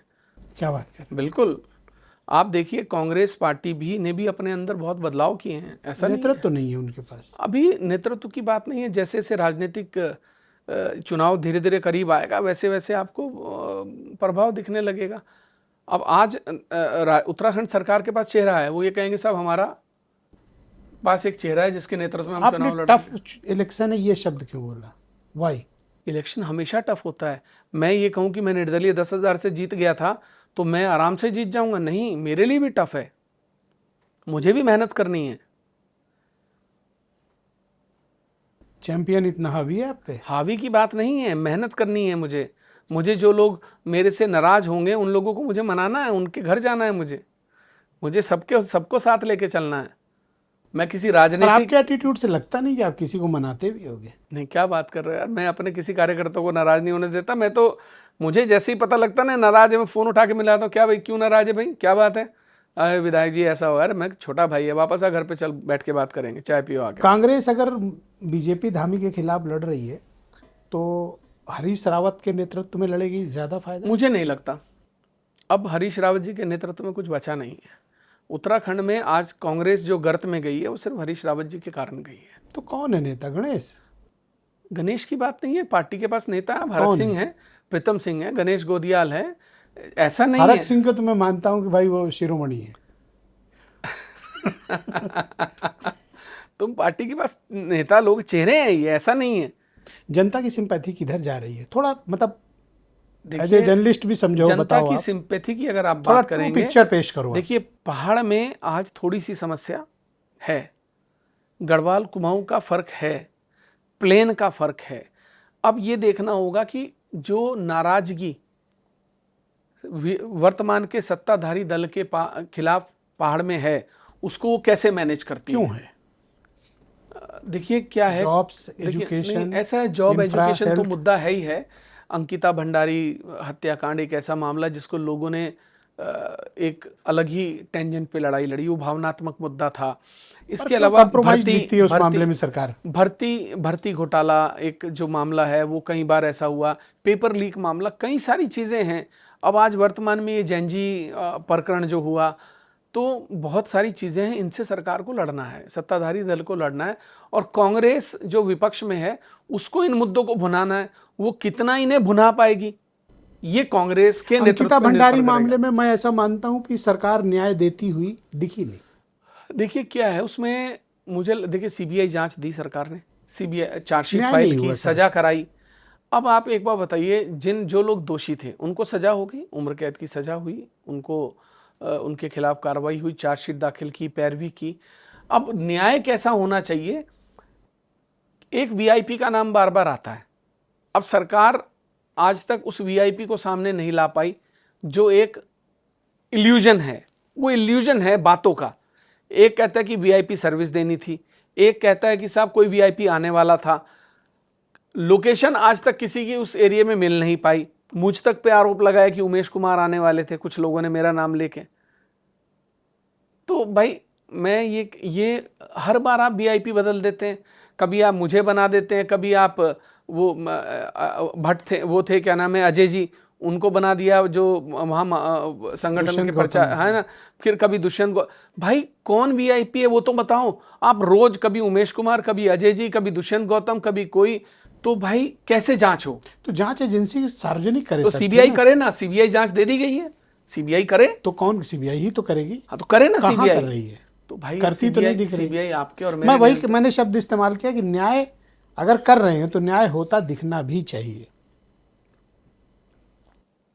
ब्रजेश जी, सीबीआई आपके और मेरे हाथ में नहीं है। सीबीआई जांचें 10-10 साल, 15-15 साल भी चलती हैं, लेकिन हाँ इस मामले में सीबीआई को तत्परता से कार्य करना चाहिए। सबकी कॉल डिटेल, सबके मोबाइलों की डिटेल्स, चाहे मैं हूं, चाहे अजय जी हों, चाहे दुष्यंत जी हों, XYZ कोई हो, सबकी मोबाइलों की लोकेशंस लेनी चाहिए। उनके CDR से ये पता लगाना चाहिए किन किन के संपर्क में थे, उस समय रिजॉर्ट में कौन लोग थे जो उनके संपर्क में थे।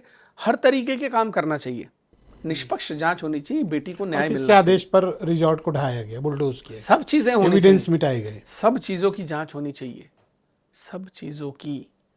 दोषी कोई भी हो बचना नहीं चाहिए, और जो निर्दोष है उसे एक को भी सजा नहीं। तो आप ये मानते हो कि धामी एक टफ इलेक्शन बैटल में फंसे हुए हैं? धामी क्यों फंसे हुए हैं? पूरी भारतीय जनता पार्टी फंसी हुई। धामी ही क्यों अकेले? क्या अकेले सिर्फ धामी की जिम्मेदारी है चुनाव लड़ाना? संगठन मंत्री हैं, महामंत्री हैं, जिला मंत्री हैं, जिला अध्यक्ष हैं, प्रदेश अध्यक्ष हैं, वहां प्रभारी हैं, वो तो पूरी पार्टी है, सेना है। ये हो सकता है कि सेना के मुख्य पद पर वो विराजमान हैं, वो नेतृत्व कर रहे हैं, तो लड़ना तो पूरी सेना को है, अकेले एक की जिम्मेदारी नहीं है। जब मैं धामी का नाम लेता हूं कितने विचलित हो जाते हैं, आपके चेहरे पे हाव भाव बदल जाते हैं। आप बार बार मुझे ये साबित करना चाहते हैं कि मेरा धामी जी के प्रति जो विचलित हो है जाते सॉफ्ट हैं कॉर्नर है। नहीं, मैं और चाहते हैं जल्दी से बोल के ये सवाल खत्म कर दें। नहीं, ऐसा बिल्कुल भी नहीं है ब्रजेश जी, आप गलत समझ रहे हैं। मैं धामी जी का दोस्त हूँ, और मैं इस मंच से कह रहा हूँ, मुझे कोई गुरेज नहीं है। मैं दोस्त को दोस्त कहूँगा और दुश्मन को दुश्मन कहूँगा, मैं किसी से डरता नहीं। चलिए 2 दुश्मन के नाम बताइए उत्तराखंड में। मेरे तो सार्वजनिक है, सबको पता है। कौन? हरीश रावत जी मेरे दुश्मन है। त्रिवेंद्र रावत जी चाहे कितना भी सामने से दिखाएं, उनके मन में मेरे प्रति पीड़ा है, वो सिर्फ है, पीड़ा है? बिल्कुल है। सिर्फ पीड़ा है? पीड़ा से ही तो दुश्मनी पैदा होती है। क्या पीड़ा है उनकी? उनका बस नहीं चलता मुझे खा जाएं, हरीश रावत जी एक दिन, अभी देखिए क्या है ये, मतलब अभी हरीश रावत जी एक दिन डाम कोठी में मैं निकल रहा था और वो आ रहे थे, तो मैंने प्रणाम किया तो मुझे देखा भी नहीं, उन्होंने नज़रअंदाज कर दिया बिल्कुल। वो इतनी उनके मन में जो है मेरे प्रति आपका नमस्ते भी नहीं लिया? नहीं लिया। जबकि मैंने सोचा बुजुर्ग, देखिए बुजुर्ग हमारा, हम लोग संस्कारी लोग हैं, दुश्मनी भी होगी, बड़ा आदमी है, हमसे उम्र में बड़े हैं, प्रणाम तो करेंगे। हमने प्रणाम किया, उन्होंने नहीं लिया, लेकिन हमने उस दिन कसम खा ली कि आखिरी बार किया था। सामने भी आके खड़े होंगे तो प्रणाम तो दूर की बात है, देखेंगे भी नहीं हम इनको। हमने अपना करके देख लिया कि नहीं यार, सामने से बुजुर्ग हैं, प्रणाम कर लो। नहीं लिया, अब हमको पता लग गया तो अगली बार हम उनको बताएंगे। और त्रिवेंद्र जी प्रणाम लेते हैं आपका? मैं उनको करता ही नहीं। क्यों, उनमें क्या कमी है? मुझे मालूम है नहीं लेंगे। अपनी बेइज्जती क्यों कराना, अपनी इज्जत अपने हाथ में होती है। और निशंक जी नमस्कार लेते हैं? हाँ वो लेते हैं, बात भी करते हैं, कंधे पे भी हाथ रख देते हैं, ऐसा नहीं है बात, मतलब उन्होंने आज तक कभी कोई मेरे साथ ऐसा दुर्व्यवहार, वो ठीक है उस समय में उन्होंने मेरे कंधे से, पे हाथ रखते हैं वो तो आपको चिढ़ होती है? इन्हीं हाथों ने आपका गला दबाने की कोशिश की? मेरा नहीं, मेरे परिवार का भी, मेरी पत्नी पे भी मुकदमे दर्ज किए थे, मेरे बच्चों को भी बिल्कुल एकदम अनाथ करने की पूरी तैयारी कैसे कर ली थी। बर्दाश्त कर लेते हो आप? समय के साथ बहुत सारे जख्म भर जाते हैं ब्रजेश जी। आज आपके भर गए? आज 15 साल उन बातों को हो आपके गए। भर गए? मतलब मुझे लगता है कि वो कोई उनकी मेरी ऐसी दुश्मनी इस तरीके की नहीं थी कि जो है समय रहते वो भी दंडित हो गए, हटा दिए गए। 3 महीने पहले कोई मुख्यमंत्री हटा दिया जाए चुनाव से, उनको भी सजा मिली। बैर भाव खत्म हो गया आपका मतलब? अब रख के भी क्या करना। मैंने आपसे कहा ना कि जब आदमी ताकत में हो तब उससे लड़ो। बड़े पॉलिटिकल हो गए हो। जब आदमी ताकत में हो तब उससे काफी लड़ो। पॉलिटिकल हो गए हो आप। जिस आदमी के पास ताकत नहीं हो उससे क्यों लड़ना? जब ताकत में आदमी हो, मुख्यमंत्री हो, केंद्र में मंत्री हो, तब उससे लड़ो। हटाए हुए मुख्यमंत्री से क्या लड़ना, हटाए हुए लोगों से क्या लड़ना? जिन जिन लोगों के पास पद नहीं है, जिन लोगों के पास ताकत नहीं है, उनसे क्यों लड़ना? दुश्मनी भूल गए? हाँ भूल गए। भविष्य का क्या इरादा है?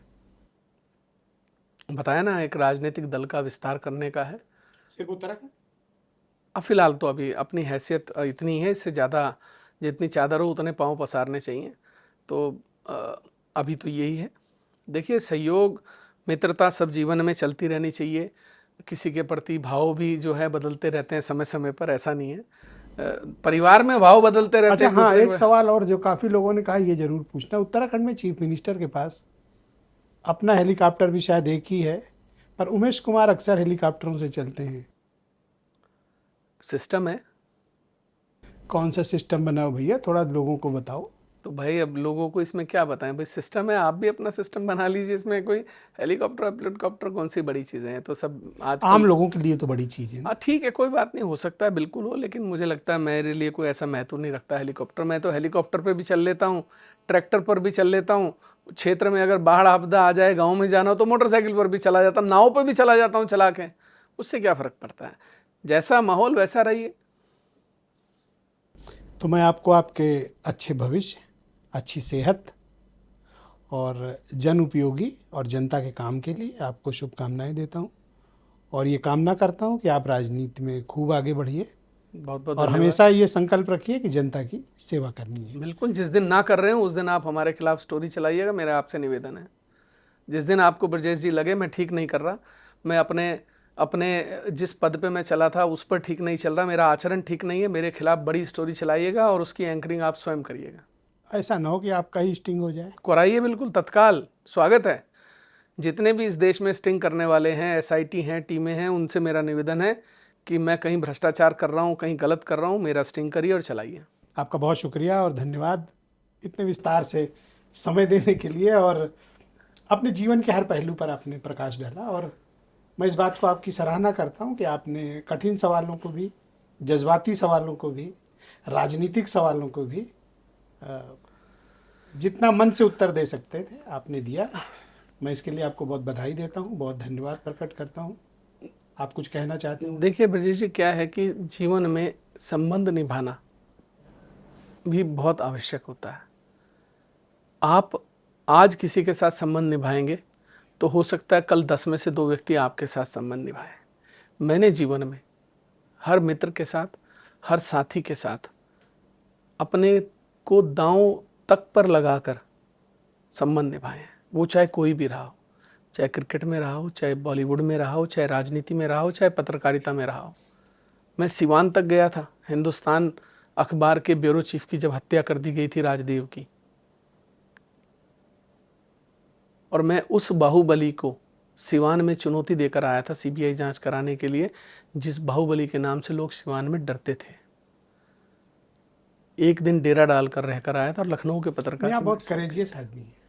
तो साहसी जहां आपको लगे, कोई भी आप मेरे मित्रों की संख्या उठाकर देख लीजिए, जो जो विपदा में रहे, मैंने एक्सट्रीम पर जाकर उनकी मदद की, मैंने उनको अपने घर में रख के मदद की। ये भाव बनाए रखिएगा, बना रहेगा। आपका बहुत शुक्रिया, धन्यवाद। और बहनों भाइयों, आप सबका भी बहुत धन्यवाद। उम्मीद है कि जितने भी सवाल उमेश कुमार को लेकर आप लोगों के मन में रहे होंगे, अच्छे बुरे, सख्त, जज्बाती, राजनीतिक, साजिश, सत्ता, मैंने कोशिश की कि उन सभी सवालों को सम्मिलित करूं, और अगर इनमें से भी कोई सवाल रह गए हों जिन्हें आपको लगता है कि उनका जवाब मिलना चाहिए, तो आप कमेंट बॉक्स में जाएं और उमेश कुमार के लिए सवाल लिखें। इनसे मैं इस बात का वायदा लेता हूं कि उन सवालों का जवाब देने वो कमेंट में खुद आएंगे। तो आप सभी का बहुत शुक्रिया, धन्यवाद। और ये पॉडकास्ट आपको कैसा लगा, इसके बारे में अपनी ओपिनियन ज़रूर दीजिएगा। बहुत शुक्रिया, धन्यवाद, नमस्कार।